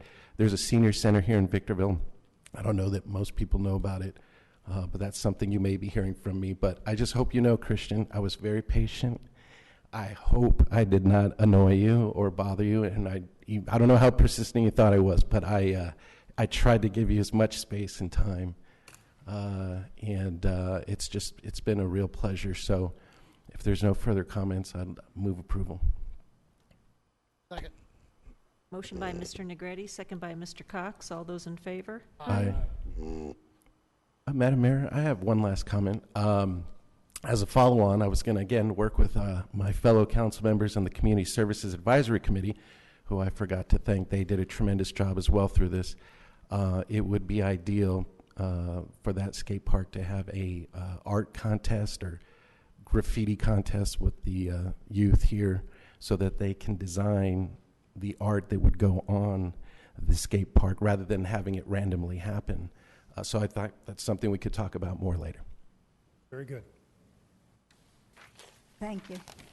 I did get a card late after we had already started. I will still allow this person to come up and speak.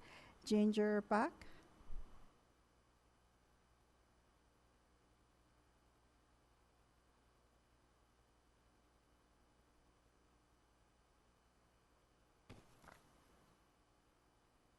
Hello everyone, this is my first meeting at the council. I live on Pebble Beach Drive. I'm here to discuss what plans you have for the traffic flow. We already have a heavy traffic flow on Pebble Beach Drive, which parallels Hughes on the other side of the park. We have a lot of problems with speeders. On the weekends, it's congested with people taking advantage of the use of the park. And sometimes the residents who live on Pebble Beach Drive can't even back out of their driveways because of the congestion and the wild antics that go on. And I just wonder, what are the plans for controlling traffic? How is the traffic going to impact Pebble Beach Boulevard on this skate park?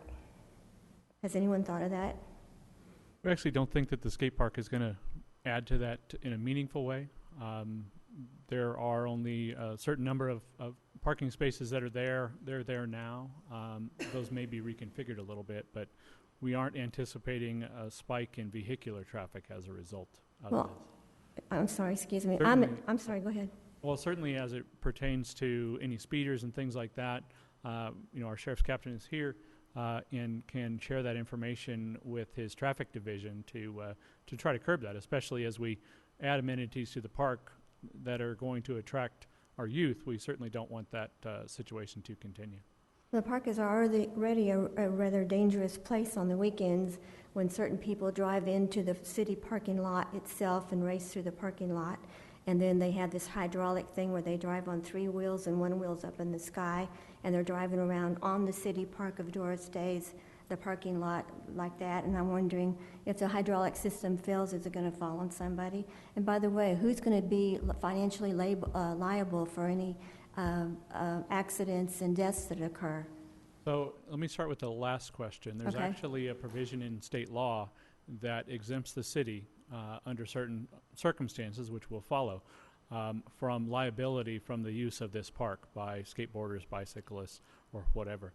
Regarding security actually in the park and actually in that parking lot area, something that we haven't discussed tonight, but was actually approved by this council in the budget last month, is the addition of a new position, first time ever with the city of Victorville, a park ranger position, who would provide, it's not a police officer, but essentially provide more of a code enforcement and some maintenance duties, but essentially a code enforcement, keeping the peace, making sure that our parks are being used appropriately. It's a brand new position. We don't have that person hired yet, but certainly by the time the skate park is built, that person should be on board and doing some patrol in our parks, especially on the weekends when they're their heaviest used. Okay, I'm still very concerned about this to the extent that I'm considering moving because this is just getting out of hand. It's already dangerous as it is, and now you're talking about bringing kids in, and I'm at a loss as what to say. I'm trying to preserve my sanity and still preserve my residence, but I can't do it now because of the speeders that transverse there. So my time is up, and you've heard me out. Thank you. Okay, we move on to item D4. Discussion and possible action regarding locations of wireless communication facilities near residential, schools, churches, and other sensitive land uses. Madam Clerk, read the recommendation. The recommendation is that the City Council take no action as staff finds there is no evidence to suggest that the small-scale antenna allowed in ordinance number 2368 will be harmful to the public. Thank you. So there's no action taken on this particular. That's the recommendation, no Thank action. You. Item D5. I would like to comment on that item D4, professional which I have the right to do services so. Provider. Yes, I can. Thank you, Mayor Pro Tem, for allowing me to speak. So item D4. I'm allowing you to speak. For item D4, this is one of the items that I had brought in, and I think for the majority to at least bring it so we can discuss it. So I'd like to say a few words before we actually make a motion. So the RF waves can be characterized as wavelengths and a frequency. It has been known for many years that the exposure to very high levels of RF radiation can be harmful due to the ability of RF energy to rapidly heat biological tissues, which include the eyes and the testes because of the heating and the lack thereof. So there are possible effects on human health of exposure on radio frequency and microwave radio stations, and a public concern near locations of radio and television transmitters such as mobile base stations, wireless networks, and the like. So there's antennas that produce radio frequency radiation, and they do expose people near them to electromagnetic radiation. So with that, I'd like to know if we have any public notices in the parks, in the civic buildings, churches, and on school campuses, along with other communities that show that there's that 300 ERP intensity, that they could be emitting any antenna, since there is not a consensus that there is dangers. We don't have any notice at all. In fact, reading from the FCC Community Consumer Guide, let's see here. Measurements made near typical cellular and PCS cell sites have shown that ground level power densities are well below the exposure limits recommended by RF/microwave safety standards used by the FCC. So staff researched it further and has provided this from Federal Communications, and we don't find that they are dangerous in any way based on what the federal government has determined. Right, and staff also put that within 300 feet, so I was wondering if the city of Victorville had already taken those measures to show that we're at least on top of the 300-foot rule, so that other people know if there's antennas that do kind of emanate these radiations, were we on top of that? It's just yes or no. I'm not sure I even understand the question. I thought we were talking about the PCS cell sites. Yes, we are, and if you read that, the staff also wrote within that there's 300 feet that there should be signage or anything like that that would tell the individuals if there's a lot of radiation. That's also in the report by staff, so I was wondering if staff had in the past considered putting any kind of signage. So it says in the staff report existing code regulations, this involves the public noticing of property owners within 300 feet of the subject site. Right, so that's what I was referring to. Right, that's not regarding the waves. This is just like any development project. We notify property owners within 300 feet. It doesn't have to do with any waves. It's simply because they're a nearby property owner. Okay, so then the city of Victorville does notify property owners when something like this occurs. That's what my question is. Anytime there's any development activity, such as some of the items that were in the public hearings earlier tonight. But this is in terms of the Can I finish? radiation. Anytime there's development activity, it's not about the radiation. It's about the development activity. Anybody within 300 feet is notified. So the property owners were notified based on them owning property within 300 feet, or they will be anytime there's development activity. So we do have that on site, right? We don't. We don't have anything. There's nothing on site. Okay. Property owners are notified by mail if their property falls within 300 feet of a property that has development activity of any type. Okay, thank you. And also, do we have plots of where we have 500 watts per antennas, and then as well as the 100 watts, since they're the lowest ones in the city? Has anyone ever grabbed stats or anything like that, so we're aware of that? Just yes or no simple would suffice. I don't know. Can you find out later on and maybe give me a response from city I'll staff? ask the development staff to review that question. If they have any follow-ups, I'll ask them to get with me so we can get that answered. All right, thank you.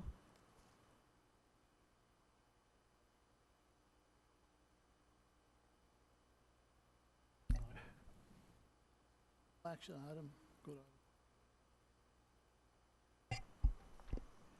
Okay, we move on to D5. Consultant professional services provider agreements with Civil Tech Inc. for the design of 2 water capital improvement projects. Madam Clerk, read the recommendation. Recommendation is that the Board of Directors approve consultant professional services provider agreements for the design of 2 water capital improvement program projects for a total amount of $490,168 with Civil Tech Inc. A question on D5, Brian? Or on the second page of the staff report, it asks, at this time, staff respectfully requests an award 3 separate professional service contracts to Webb, Inc. in the amounts listed below, but there are 2 amounts listed below. On the next staff report, there were requests for 3 contracts, and there were 3 amounts. Is that just a typo? Do you want 2 contracts, or do you actually want 3 contracts totaling these 2 amounts? Understand? For Webb and Associates, there are 3 separate contracts, 3 separate projects. Those 2 amounts. Are you looking at under the fiscal impact, the budget, or are you looking on the? Brian, I think I have the answer, actually, Councilmember Kennedy. I think that's actually a typo on page 2 of the first staff report, item D5. Talks about 3 separate professional service contracts to Webb Incorporated. Webb Incorporated is actually the D6. Correct, Brian? This is awarding to, what is it? Civil Tech. Yeah, this is actually Civil Tech. So this is a typo. Page Civil 2 Tech and its 2 should read Civil Tech Incorporated and the amounts listed below for the 2 contracts. So. Yes, that's right. And these are the items you also have on the dais as the addendums. You have addendums for the We didn't contracts. have time to read it.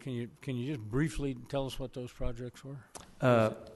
Yes, I can. I can start off with the Webb and Associates contracts. And so there are 3 different contracts, and all of them are replacing old, small diameter water mains. Now you're talking about D6? Nope. Let me look at the agenda here. That is correct. The Webb contract is D6. That's actually D6. That's fine. Let's D6. talk about That's Webb. Yeah. So all 3 of those contracts are replacing small diameter old water lines with new plastic water mains. The old ones are what, 4-inch, 6-inch? They vary in size. They vary in size. They vary in material type. And location? And then there is a location map that we handed out, and it shows those different areas in the city where these mains will be replaced. So there'll be 3 separate contracts and 3 separate construction projects. But they're all going to be in the older parts of town, that's for sure. Yes, they will. They'll be in the older parts of town. Yeah, okay. Thank you. Now, the other one. I did them out of order. With Civil Tech, those two projects, one of them is a new water line along the southerly extension of Amethyst Road.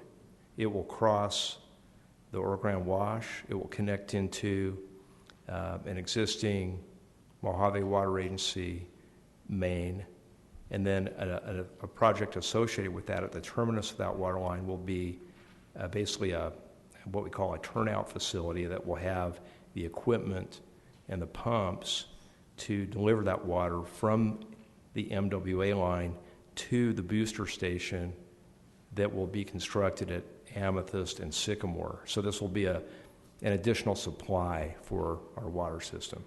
Will that line be suspended across the wash? No, it's all going to be trenched. It'll all be a underground. trenched line. And so those are the two Civil Tech projects. Thank you. Thank you. Okay, so that was item D5. Yes. I'd move approval of D5. Second. I'd also like to make a comment. Go ahead. So we have item D5 and D6, and it's going to be pretty much the same thing for both, but we're on D5. So currently we're in litigation in a company for many reasons. One being that we don't always read everything, meaning today I just came in at 5 o'clock. I have about 50 pages. I was only able to kind of skim through it, not knowing what these contracts are. So I'm asking, because I'm sure council has the same right to either approve or not approve, but I think it's important for each council member to read a contract just before we send approval, not just get a summary from city staff. This is a huge accountability and one of the pet peeves that I have, to read each document that I can. So I'm going to ask that we table this portion to the next agenda, and if this doesn't go through, then I'm going to vote no, and I want it to reflect why I'm voting no on these two items, D5 and D6. And that's my motion. Madam Mayor, if I could ask Mr. Gingler to come back down, just give us an idea for what Well, impact. let's find out if we have a second on that Okay, motion. sorry. Because I don't agree with that motion. I don't want to read contracts. I'm not qualified. We have staff. We have a city attorney. Me reading a contract guarantees nothing. What's critical is that we know the projects that need to be done. We've been talking about these for years, and we're finally getting them done. So I want to see this move.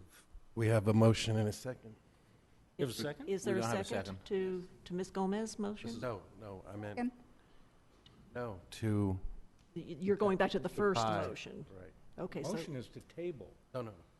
Okay. that was the second motion, was to Was there- table. was there a But there, I have not heard a second for that What? motion, to table. The first motion I heard was to table. Or was it my motion that was? Yours was the first motion. My motion was to And approve. then Ms. Gomez made a motion to table. Table. So we would take action on that second, if there is a second to Ms. Gomez's motion. If there's no second, then we go back to the first motion to approve. I was going with Kennedy's motion.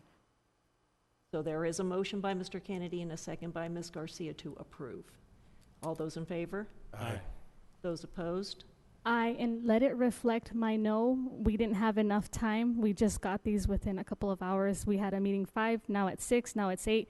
None of us have read this, and to me, I need to read this before I make a vote. So thank you so much. So the Madam- motion carries with Councilmember Gomez voting no. Madam Mayor, Yes. it's a good point. We have talked before about getting information at the last minute. However, these kinds of contracts, if you take 4 or 5 contracts, it's basic material that's found in every contract regarding the entire agreement, the notices, paying prevailing wage, indemnifications, fee schedules, and on and on and on. So the only difference you will find in these kind of contracts is where the project is to be located and the amount. And that's what's really important, and I think that was adequately explained by staff. Thank you. These also, just for your information, these are the standard form contracts that we always use on all of these transactions, and risk management, city attorney's office has gone through all of the relevant provisions regarding indemnification, risk analysis, termination provisions, et cetera. Correct. And in our budgeting process, we've gone through an extensive discussion of our capital projects that need to be done, the public works, the waters, the sewers. I mean, we've talked about this for the last 2 years. Correct. Uh-huh. And just to be clear, it's not staff's desire to present contracts at the last moment like this. Certainly we try not to. I don't know all the details as to why we didn't get these on the original agenda, but certainly we endeavor and will continue to endeavor to make sure that all the materials are presented at the publishing of the agenda. Thank you. Item D6, consultant professional services provider agreements with Webb Inc. for the design of 3 water capital improvement program projects. Madam Clerk, read the recommendation. Recommendation is that the Board of Directors approve consultant professional services provider agreements for the design of 3 water capital improvement program projects for a total amount of $632,230 with Webb Inc. I will move approval of item D6. Second. Motion by Mr. Kennedy, second by Ms. Garcia. All those in favor? Aye. Aye. Those opposed? Aye, and let the minutes reflect again why my no is no. Thank you. Motion carries with Councilmember Gomez voting no. Now we move on to public comments.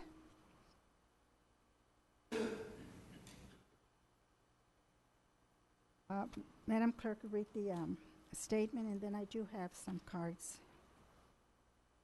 This is the time and place for the general public to address the City Council on any item listed or not listed on the agenda.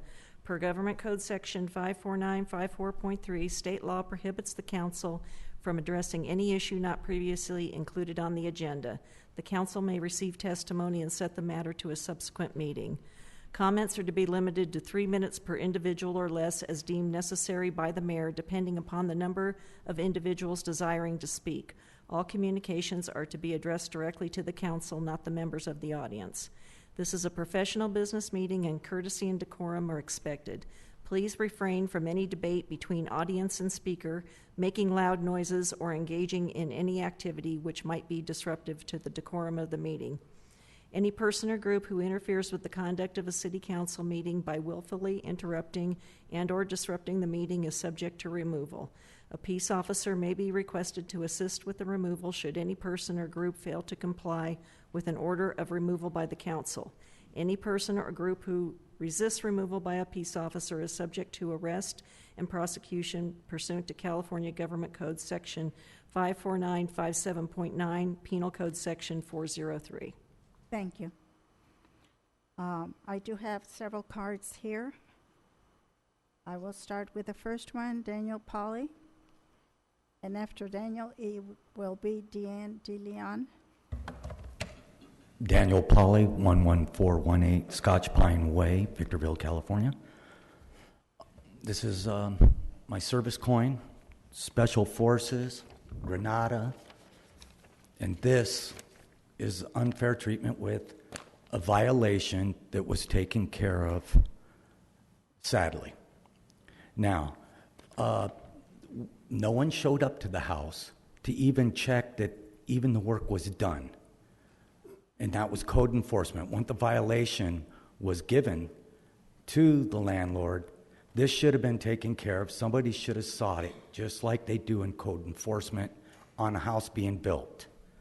Now, all the violations that are on here that weren't met and took over 13 days over the 30 days, which it was told. Now, I handed in paperwork where I had a state inspector come out for flooring and condemn that house as being unhealthy. Now, partial of it was done, and we've had to stay in the living room for 3 months. Now, what happened with this paperwork when I gave it to you was thrown away. When I went to Marlene Steinbach, it was thrown away. Now, you got Congressman Cook that's supposed to be doing stuff for veterans, which it's just a show. Now, I wanted to talk with somebody about this, but it just seems like, you get pushed away. Now, I've been through the veterans programs for getting back on my feet from being over-medicated by the veterans. Now, you got 21 soldiers a day committing suicide. Now, the issues I had with this, with breathing the ammonia, the broken down carpets, the wooden floors that are contaminated, the air ducts, the illegal wiring, and so on. Now, something should have been done in the first place. I wasn't paid to move out. You might ask me, oh, why didn't you move out? Why don't you? Well, see, it's my government money from the VA that pays us. And this is the reason why that landlord wanted me out of 13 other people, was she knew she was going to get a check. And the place was uninhabitable for 2 years of living there. And once the rains came and all the ammonia and everything finally started figuring out. So now I've got a bunch of medical records on which state and show personal injury. And with the city, without the code enforcement taking care of it properly, Officer Medina, which threw my paperwork away, threatened me that he'd have to kick us to the street when the landlady should have paid us. The house should have been red tagged. And I guess that the slumlord up here, they've got it made because they don't have to follow through with the violation. And that's... Thank you. Your time is up, sir.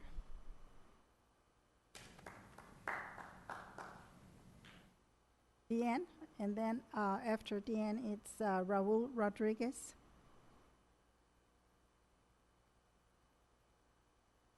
Doug, will staff make contact on that? Staff has been involved, but yeah, we can certainly reach out and make contact again. Okay. I'd just characterize it as more of a landlord-tenant dispute, not something that has been initiated by staff. Hello, my name is Deanne Deline. I'm going to speak of something very controversial. And I have a poster for it. What on earth are they doing to the USA? What's controversial about it is a book that I started reading. A very important person told me about this book. I got the book at Barnes & Noble, and I started reading it. And the name of the book is called The Muslim Mafia. Has nothing to do with the religion, any more than the mafias we had in the past in our country, like the Mexican mafia, the Italian mafia, the Jewish mafia, and the Russian mafia. There's nothing about the ethnic group either. This book is 292 pages long, and then after that there's a lot of affidavits and prints. A man went in as an espionage, as a spy into the mafia, Muslim mafia. This is not a book about Muslims any more than the book about, it's not a religious thing any more than the other mafias I talked about. It's not about their religious beliefs. It's about the threat from the Sharia, Islam, and violent jihad propagated by a criminal class of Muslims known as the Muslim Brotherhood. And believe it or not, the ACLU, who supports one person in this group, is part of this mafia. This group of Muslim mafia has a strong hold in our Congress, inside DC groups, and it's very, very serious. This book was published in 2009. Anybody can read it. I got to read the first chapter. I've been told about a lot of it. My daughter has been reading it also. I am becoming a political activist, which I could not become when I was a teacher.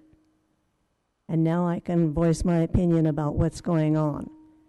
And you have to do a lot of research. My daughter told me it's like a textbook. It's very interesting. There's a lot of information. And I just read the first chapter and learned a lot just by reading the first chapter. I talked to the person who knows about this book. That person told me a lot about the book, and that's why I got it. And so from now on, I'm going to talk about the Muslim mafia. And as I just said, it has nothing to do with the religion, has nothing to do with the ethnic group of any Muslim. It is the bad part. We do have bad parts in different areas, just like we had back in, I think it was the 1920s. Thank you. Thank you. Raul Rodriguez, and after Raul, John Wesley Nobles.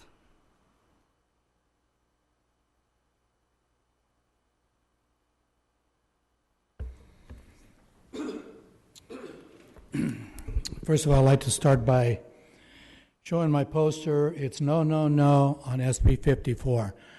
I'd like to make a motion to the City Council that we plan on going to Sacramento to give them letters from different cities in Southern California that we do not approve of SB 54, and they want to make California a sanctuary state.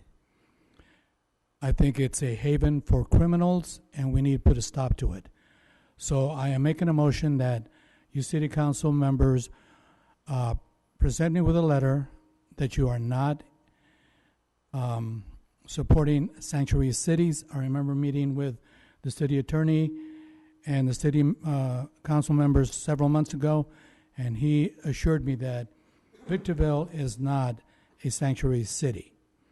So I would appreciate it if you can provide a letter for me so that I can take that to Sacramento next month. Thank you. Thank you.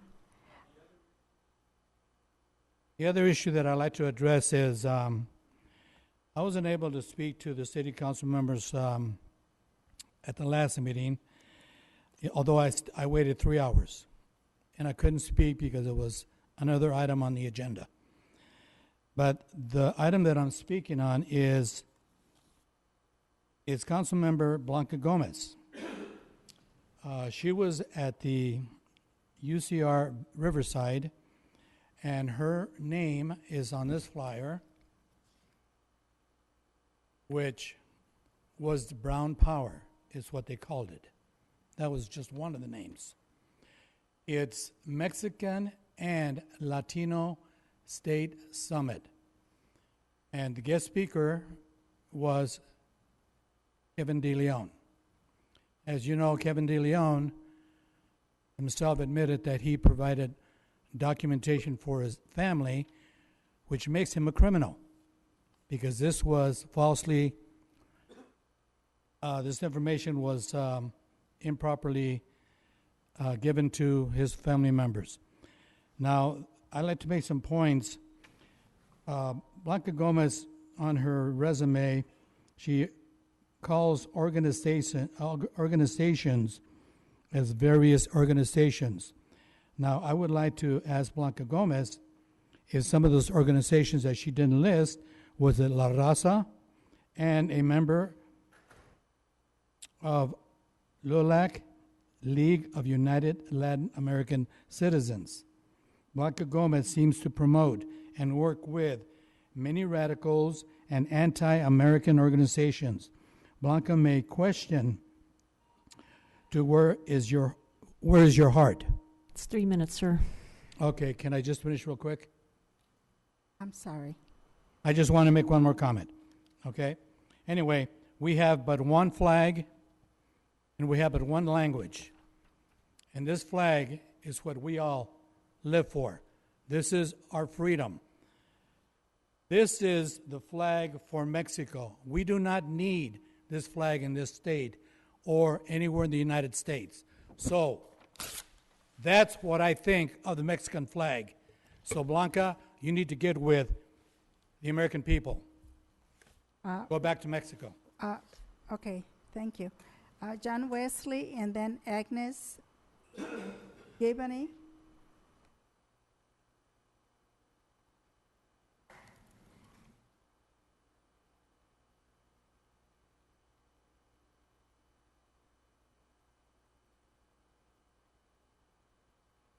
After Agnes, it's Robin Easton. Good evening. It's always a pleasure to come here and see the professionalism of the City Council and how well you guys work together, except with one person. I was here last month when the big discussion about marijuana, pot houses, medicinal marijuana was discussed. And it was really amazing to see the conduct of one city council that for the first time since I've been attending these meetings, she looked up because she had a lot of peeps, a lot of friends, a lot of support in that group. But previously, the first meeting that I attended, that I pointed out how despicable it was of you to laugh in my face when I told you an illegal alien who had been previously deported murdered my only son, and you had the audacity to look in my face and laugh. I cannot forget. I cannot forget. You said it's your pet peeve to read everything. Why don't you read things what we, the American people, want? You're not representing foreigners. You're not representing illegals. You're representing American citizens. You took an oath of office to uphold the Constitution of the United States. Do just that. And if you can't, if you're going to have two personalities, then quit the city council. Because it is very apparent that these council members work very cohesively together, except for you. I want to say thank you to all of you who have to put up with this nonsense, and I can only imagine what it must be like behind closed doors. And Blanca, you're a mother too, and I told you that at the first meeting. I said to you, I hope you will never have to walk in my shoes. And very sarcastic, you looked back at me and said, thank you. I said, I didn't mean that as a compliment. This is the first time you're having eye contact. During that meeting, you wouldn't raise an eyebrow. You kept looking down and writing. How disrespectful is that? I will not tolerate it, and none of us should tolerate it. And I feel really sorry for you guys. Thank you for your time. Blanca Gomez, resign. Go away. We don't want to see you anymore. Thank you. Robin Iveson.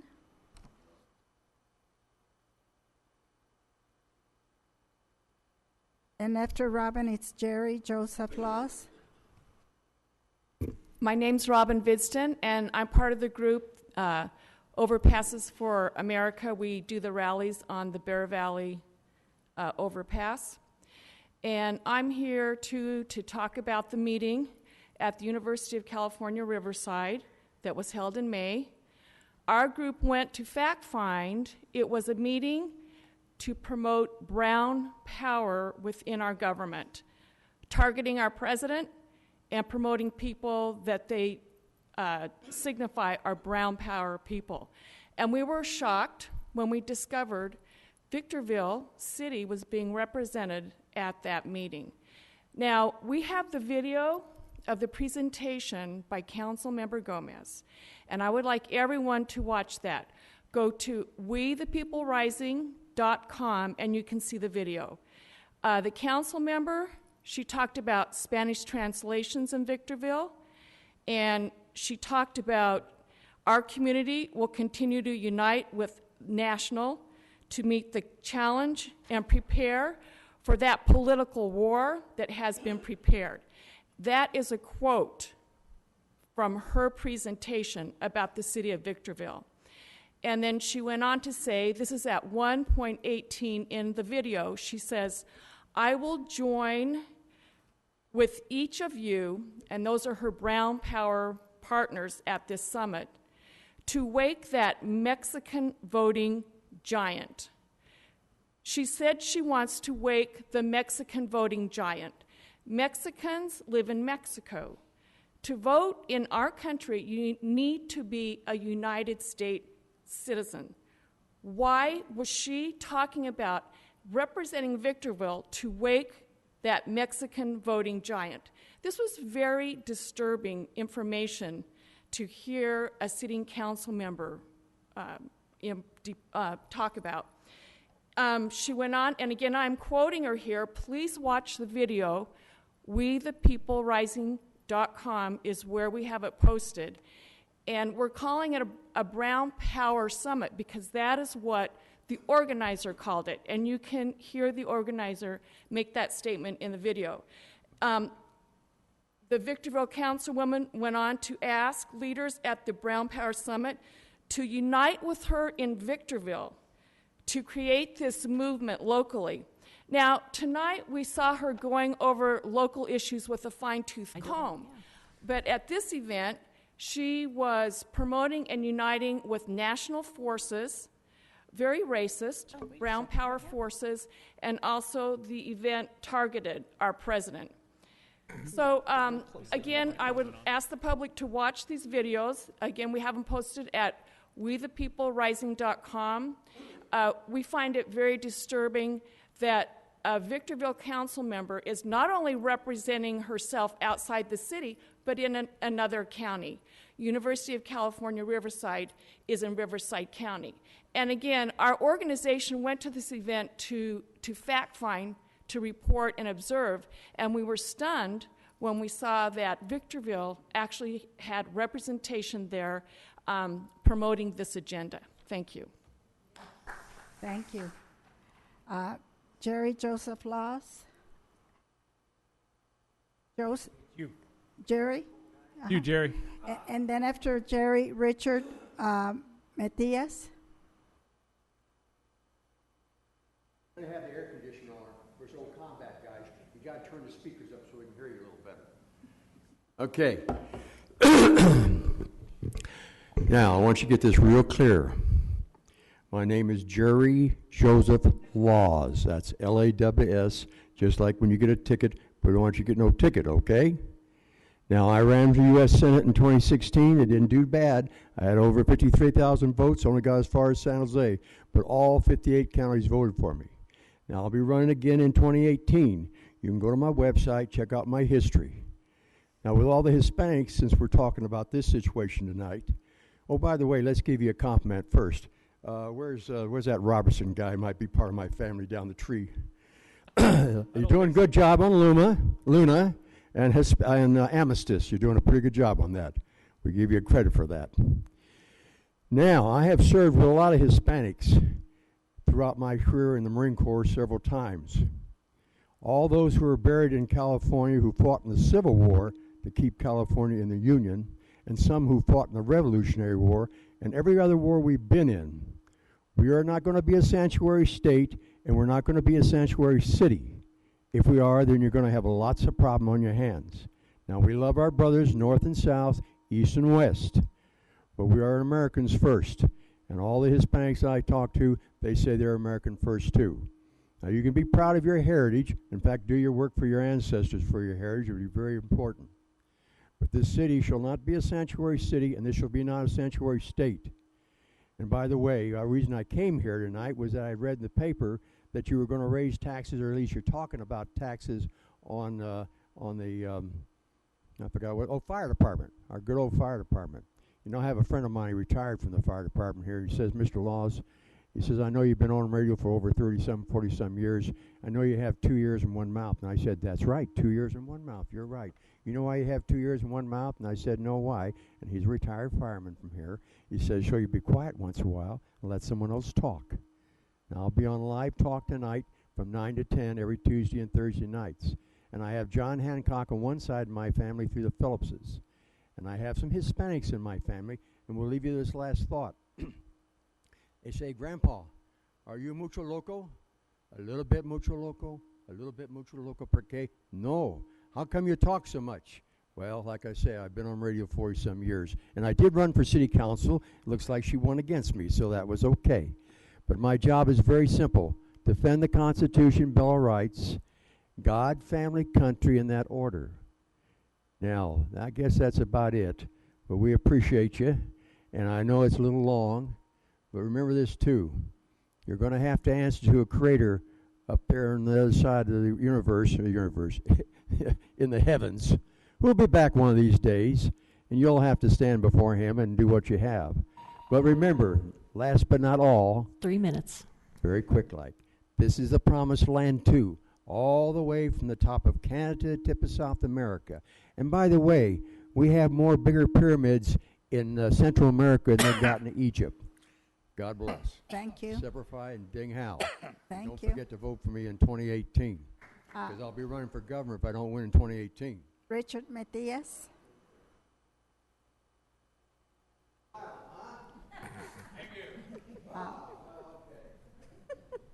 I gotta go be on the radio. Okay, next is Richard Matias, and then Gunny Sergeant William. Good evening, City Council members. Excuse me, I'm nervous. First time I've been up here.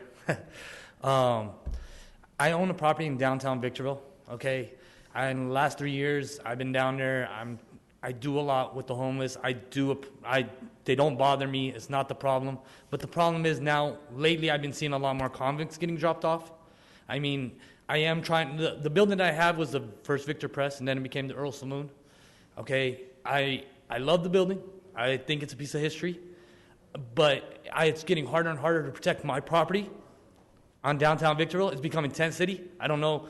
I'm sorry it's late and we're keeping you. But in all reality, if you guys drive down 7th Street right now, it's becoming tent city. Like, I think this is a bigger problem than all the problems that we have.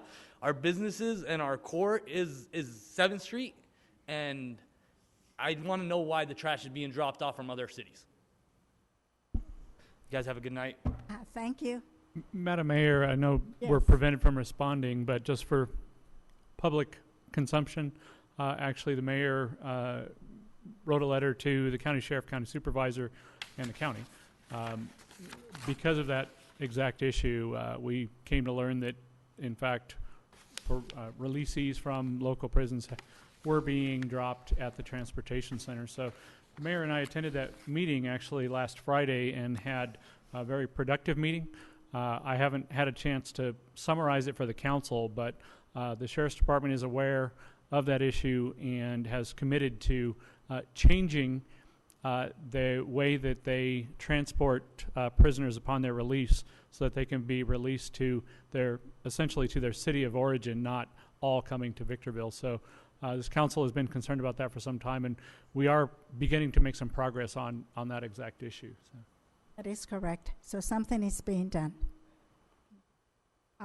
Gunny Sergeant William.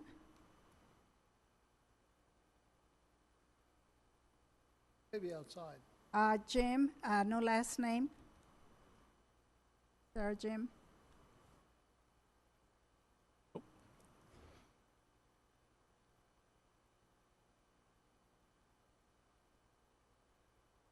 Good evening, City Council. I'm Jim Granger. I have the Dead Celebs clothing on 6th and C Street.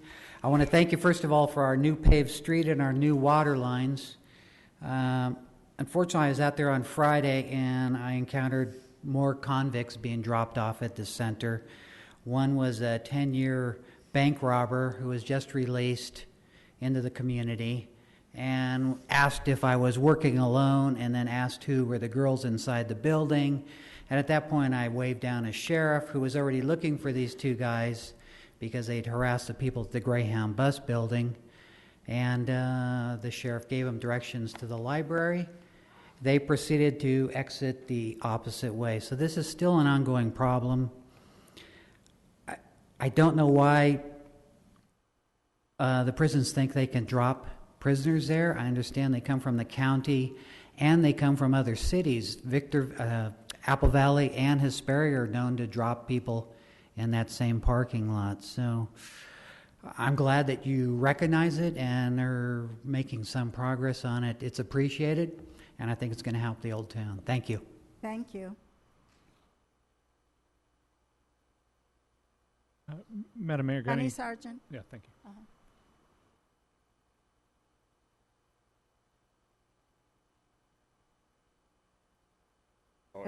After that, it's Diana Granger. My name is Gunnery Sergeant Crossley from the United States Marine Corps. I've been in the Marine Corps for 20 years. I'm retired now and whatnot, and I'm a former drone instructor myself too. My only issue is that where we live at, there's no disrespect to the law enforcement, they just say whatever, whatnot, but the drop-off van, they relieve all the inmates over there, whatnot, near our house, and the first place they hit is the liquor store right across the street, and where we live at, they hit our neighborhood just like that. My daughter and I, we sit outside the front yard, and they constantly come over, and they want to drink their beer in the house, and no. And then they're asking a lot of questions, and our house almost got broken into when we weren't home, but our neighbors, they stopped the incident right there, whatnot, because my neighbors, they said they saw the van drop off the inmates, and they wandered over to my house, and they saw that there was no one home, and they tried to get into our house, whatnot, but our neighbors, they stopped it, whatnot. So I'm just wondering, is there any issue to where the inmates are released somewhere away from the neighborhood or away from the liquor stores or whatnot too? I'm 20-year Marine Corps. This is what I live for. I live for my house, and I'm a single dad, and I take care of my daughter, whatnot, and like that. But we just got a lot of riffraff in our neighborhood right there, whatnot. That's all I have to say. I'll just ask if anything can be done about it. Okay. No disrespect to nobody like that. Okay. Simplify. Thank you. And sir, while you were out, we discussed that we've met with the Sheriff's Department and others as well, and they're committed to making changes to some of the drop-off locations so that it doesn't impact the way it is right now. So it's going to take a little bit of time, at least a few months, but I'd be happy to stick around and talk with all the folks from Old Town to share a little bit more detail about that meeting. Okay. I thank you all for listening.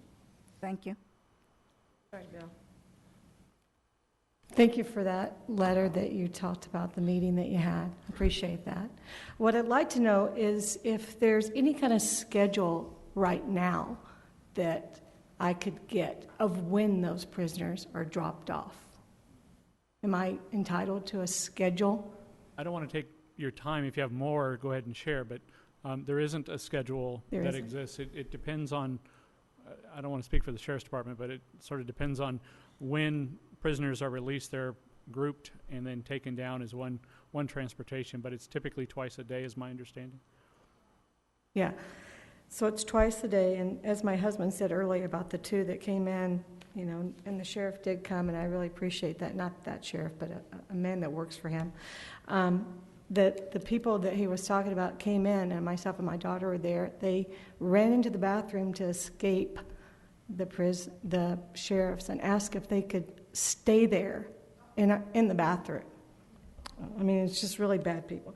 But on another note, I did get a letter from code enforcement about the 2 feet of landscaping dirt that I have on the side of my commercial building, which is on an alley, and they did tear up that alley and put in some new water pipes, which I think you guys were voting on earlier. They're doing that throughout the city, so that the alley next to my commercial building was torn up and the water was replaced, which was greatly appreciated, all the hard work. But I thought it was interesting that I got a letter from code enforcement wanting me to landscape that 2 feet, and I would be fined if I did not, even though the putting the water in tore all the land up. There would be, if I had done landscaping, it would have been destroyed.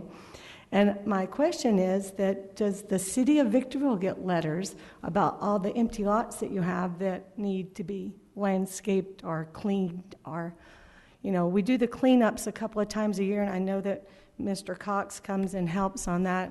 My family and my children also help on the cleanups that are scheduled in Victorville, and we clean up all the trash that's dumped everywhere on all the empty lots around the downtown area. But is there any kind of fee assessment for the people that own that property, like the letter that I received threatening a fee for my 2 feet of landscaping? Is there any kind of fee for the empty lots that have the sofas and the trash and the diapers and all the things that unfortunately are dumped on that? That's my question. Okay, yeah, there is potentially fees associated.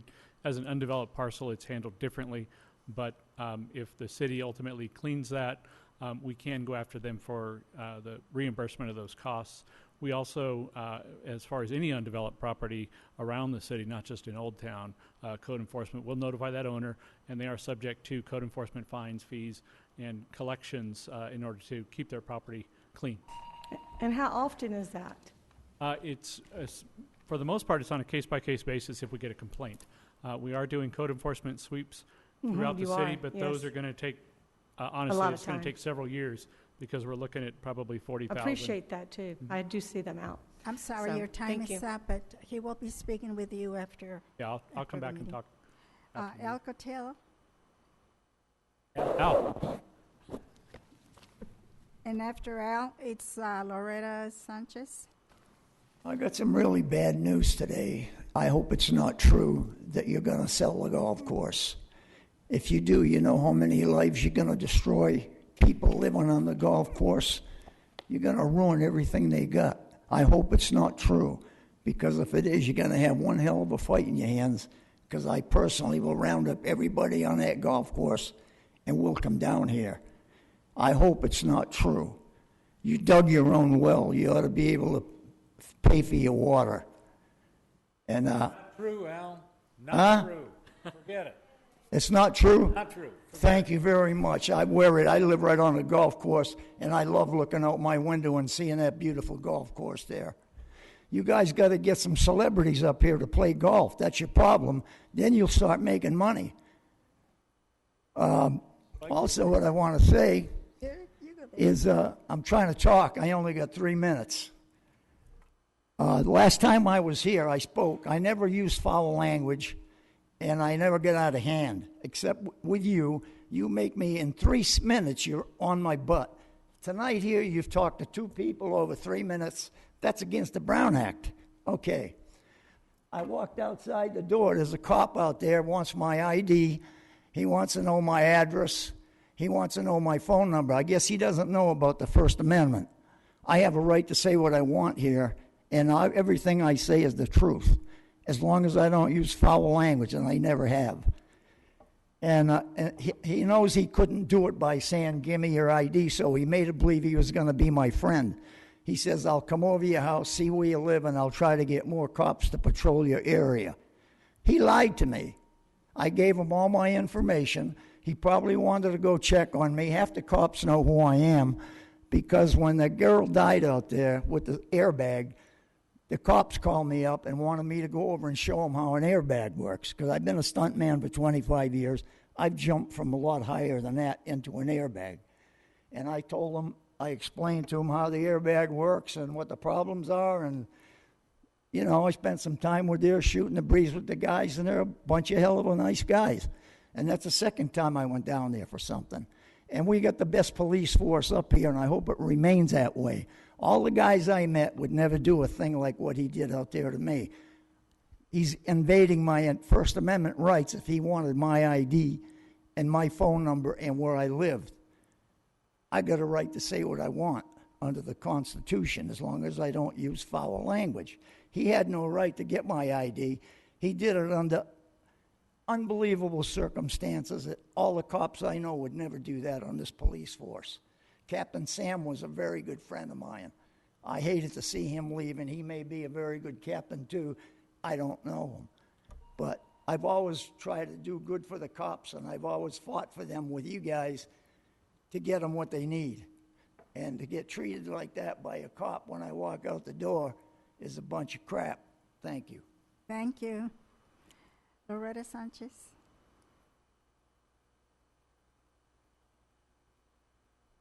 Good evening. Oops.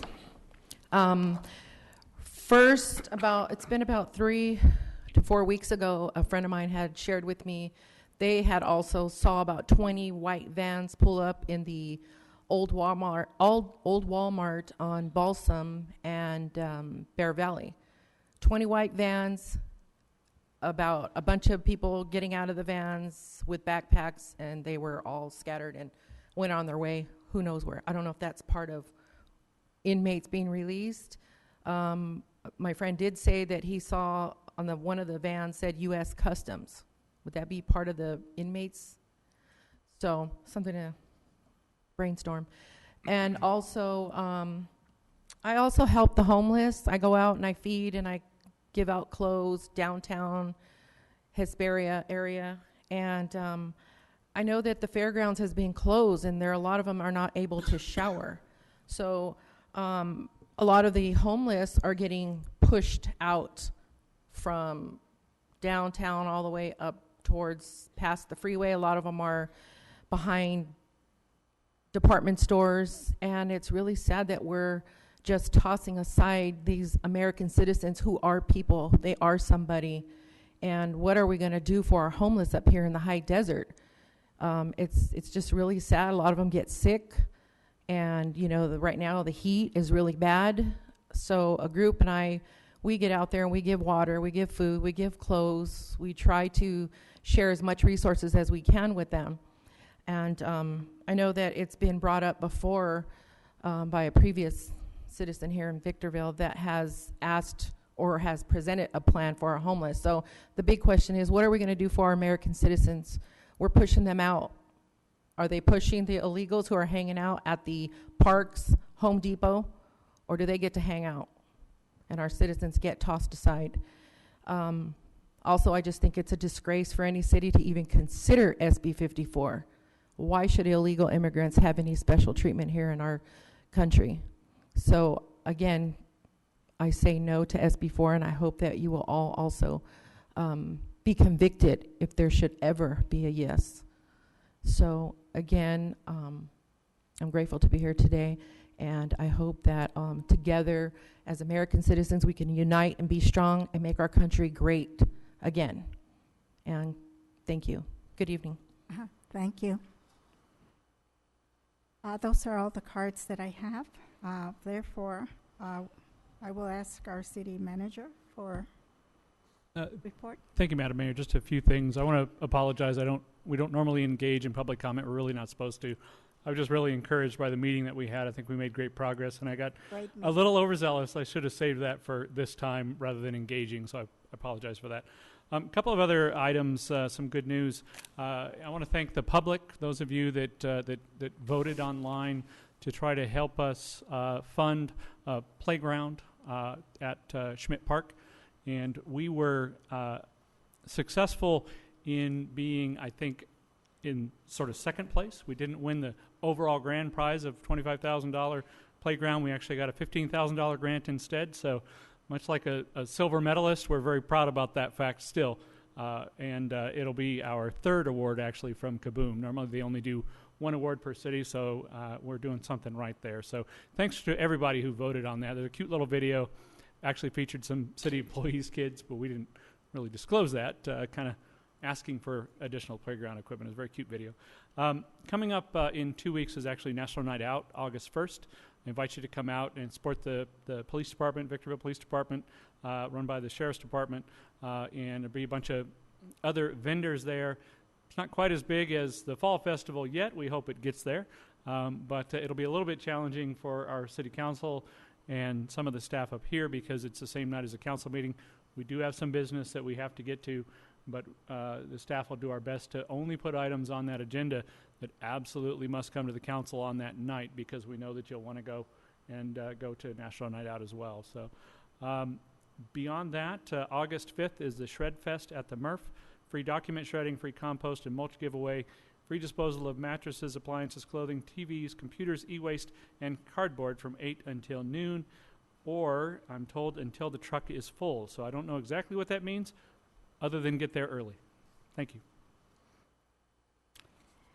Council members, I will start.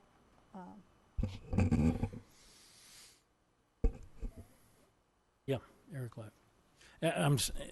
First of all, I want to apologize for yelling like that at Al, but he doesn't wear hearing aids. He can't hear a thing. The only way to spike that stupid rumor was to shout at him, so I apologize. But I just wanted to say one thing about Eric Negretti, and he's not here, and I'm sorry about that. I will tell you, 2 years ago, I did not share his vision about a skate park. I thought that was a pipe dream. We had a lot more important things to do. Eric is persistent, and he's quiet, and he's effective. And his leadership on this and working with Christian and the community advisories, they found where the money was available for that purpose, got a good design, a good plan, and he won me over. So I really want to compliment Eric Negretti for his leadership on this particular issue. I'm sure we'll see more of that kind of thing. Thank you. Actually, we have, do we have anything that anybody wants to agendize for the next meeting? Don't we have public comments from, I'm sorry. No, I skipped over, or Oh, somehow we skipped over. Okay, But so it's you're back to actually E3? discussion and possible action regarding items for Okay. upcoming. Have anything for the upcoming? Yeah, I have a couple of things. I think we should agendize possible discussion and action on who our next clerk would be. I know Carolee's given us her letter that she's not going to be here. She's been a wonderful person since the time I filled out my information. She's always been there for me, helping me, like nearly hold-handing me. So I really appreciate her, and I'm sad to see her leave after 30 years. She has a wealth of knowledge. And with that said, we're going to have a new clerk, so I thought maybe we should have an elected position as a clerk. And so that's one of the things that I like to add on to the next agenda item. The second thing that I'd also like to add would be a formal policy and criteria on the election of our mayor. Our mayor is not elected at large. It's all 5 of us who nominate, and it's 5 of us who vote. Because we don't have any formal policy, and this council has shown that policies are required to follow rules and regulations in order for us to follow those guidelines, I'm going to request that we have a formal policy and a criteria that's clearly spelled out so we know if we decide who the next mayor is, how that process works. So those are 2 very important things that I think should be agendized.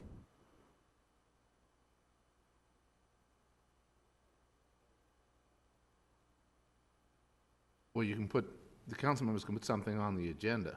Certainly you can do that, but it needs a consensus to do it. Is there a consensus to do those? No, we can't talk about hiring decisions. No, not hiring decisions, no. Absolutely not. It's a hiring decision. That's not for us. Well, I think the request is to actually go to an election for city clerk. City clerk? Yes. So Blanca, I don't want to put words in your mouth, but I understand what you want to have the council consider is having the city clerk be an elected position. Suggestion? Yes. And I believe that would take a charter change, would it not, Andre? I believe it would too. So, Well, I guess we should the decide request first. is to discuss it. Why can't the manager and the attorney look into that and provide a memorandum, and then we'll determine if it's even discussable. So the question here is, should that be on the next agenda? And is there a consensus to put it on or not? I don't see one. What Okay. do you want to find out, Jim? What I want to find out? Yeah, you're asking him for a. Well, no, the question was, do we want to have the council involved in the city clerk election? That is a position that's appointed by the manager. It would require an ordinance change, and I think maybe a charter change. Probably doesn't do any good to right. discuss it until the attorney tells us if it requires a charter change or not. A charter change requires an election. Vote to change the charter. A vote of the public. It's a charter. That's what we had last election, and this is what it would require. I can report back on that. Pardon? I can get you a report on We need that. that information, I think, before we do anything. Then the second item, I believe, was to whether or not you wanted to adopt policies as to the election of a mayor. Well, Policies I'd like to and/or speak to that criteria. before we, in regard, we've talked about policies for the longest time. I've encouraged the council to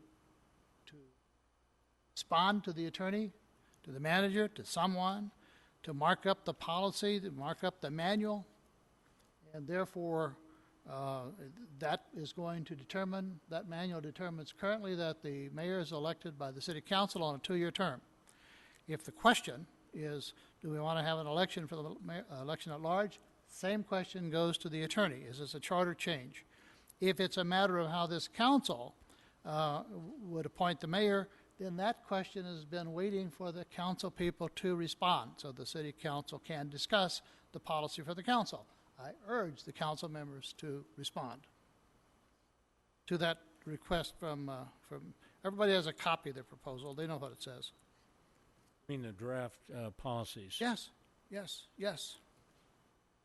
So because I don't know how the election of the mayor occurs, I would like to see something in writing. I don't know if it's the spirit of the law or how it functions. So I'm just asking to see something so I follow how that works. I want to be inclusive in how this process works, not just second guessing, as I've been many occasions, what are some rules, how legal procedures are done, what is it that council normally does.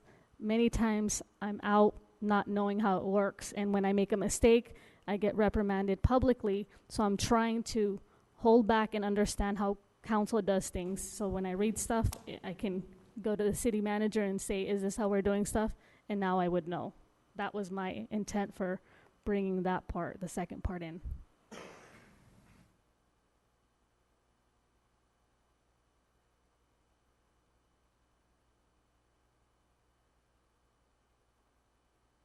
What are we being asked? Can we clarify what we're being asked? I don't see a consensus. I think, sounds like there's two discussions going on here. One, Councilmember Gomez wanted to have specific policies and/or criteria with respect to how the election of a mayor works in the city, which is right now set forth, I think, in your municipal code. And the second was, I think, Councilmember Cox wanted to have council members respond with respect or provide comments with respect to the previously proposed policy manual that has been circulated, which does address that issue as well. Well, we have to submit the policy manual filled out or the changes made to you before we can actually decide on anything. Yeah, I guess the question is, do you want to put the policy manual back on the agenda? It hasn't been on an agenda. I don't know what the council wants. I've been urging for 2 years to adopt some policies that everybody will understand. My understanding was that we were working on new policies. So I guess we do need it back on the agenda. The entire, the draft policy manual, Needs is to- that our Yeah, needs to the be brought subject we're back. going to put on the agenda? Does that also include how the mayor is That, currently elected? that is addressed in the Part of it. policy manual, That's yes. part. So then we currently know how a mayor is elected, right? You said that's on the municipal code. Right, it's done by majority vote of the council. It's pretty clear that every 2 years after the election of the council members, that the council must reorganize and the new mayor pro tem is chosen by majority vote of the city council. Of the two other at-large cities, which would be Hesperia and Apple Valley, we're the only one that the mayor serves a 2-year term. Those cities, the mayor serves 1 year, and they re-elect every year. Atlanta, of course, directly elects their mayor. Different ways to do it. Just how we've always done it. The only criteria is you got to be a council member. Got to get 3 votes, I guess. Okay, so we'll cover that with my... Right, my understanding is that we will put on the next agenda, or soon thereafter, the policy manual again for discussion by the council. Can I make a recommendation that it not be the next agenda, simply because that same night is National Night Out, and I would anticipate a lengthy discussion on the policy manual. And I know that the council wants to go to National Night Out, so because of that conflict, maybe the one following. Can we get a draft of those policies? Absolutely. It's the same one that we already have? Yes, Yeah. I just don't know that I have it. I just don't know. we'll recirculate it. Mine right here. Okay, so then that's where we leave it now? I think you're up to council member comments, unless any of the council members want to put things for consideration on the agenda. I'm sorry. I think you're up to council member comments now, unless there's a request by another council member to put something up for another agenda item. So we're up to E4. Yeah, I'm moving on to E4. Reports from council members, 5-minute time limit. Did you have something? Blanca? So yesterday, this is my comment. So yesterday, I was over on Hesperia Road. A family of 7 had encountered something that was not favorable to them, and the police was called.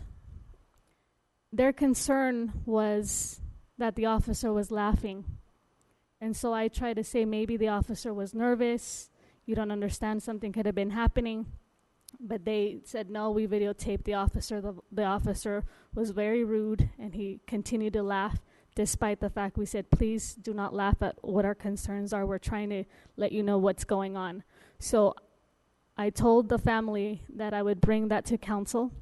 And ask what are the procedures that the city encounters with police officers to make sure that we're always aware that these things are very serious. When you encounter a person and you perceive to be laughing, it doesn't build good rapport and trust. These people go out and tell others and continue to tell others, and it gives law enforcement a bad name. And for the city of Victorville, I don't think that's the case. I think that there's a lot of miscommunication. I talked to the watch commander yesterday. He'd assured me that he would listen to the audio. And so I just want to make sure that the audience realizes that it's very hard to be a police officer, and we understand that they have a lot on their back. But at the same time, I also want to bring it to the attention of the chief to let us know what is it that you do, whether it's a yearly workshop or what is it that happens, so that we can assure the public that it's not that there is no training. There could have been something that was occurring. And I want to always make sure that we're there for both police officers and our audience, just making sure we're bridging that gap and bringing trust. If not, that's the least that we can bring to our community members. So if I might, I believe this happened on Sunday, not yesterday, right?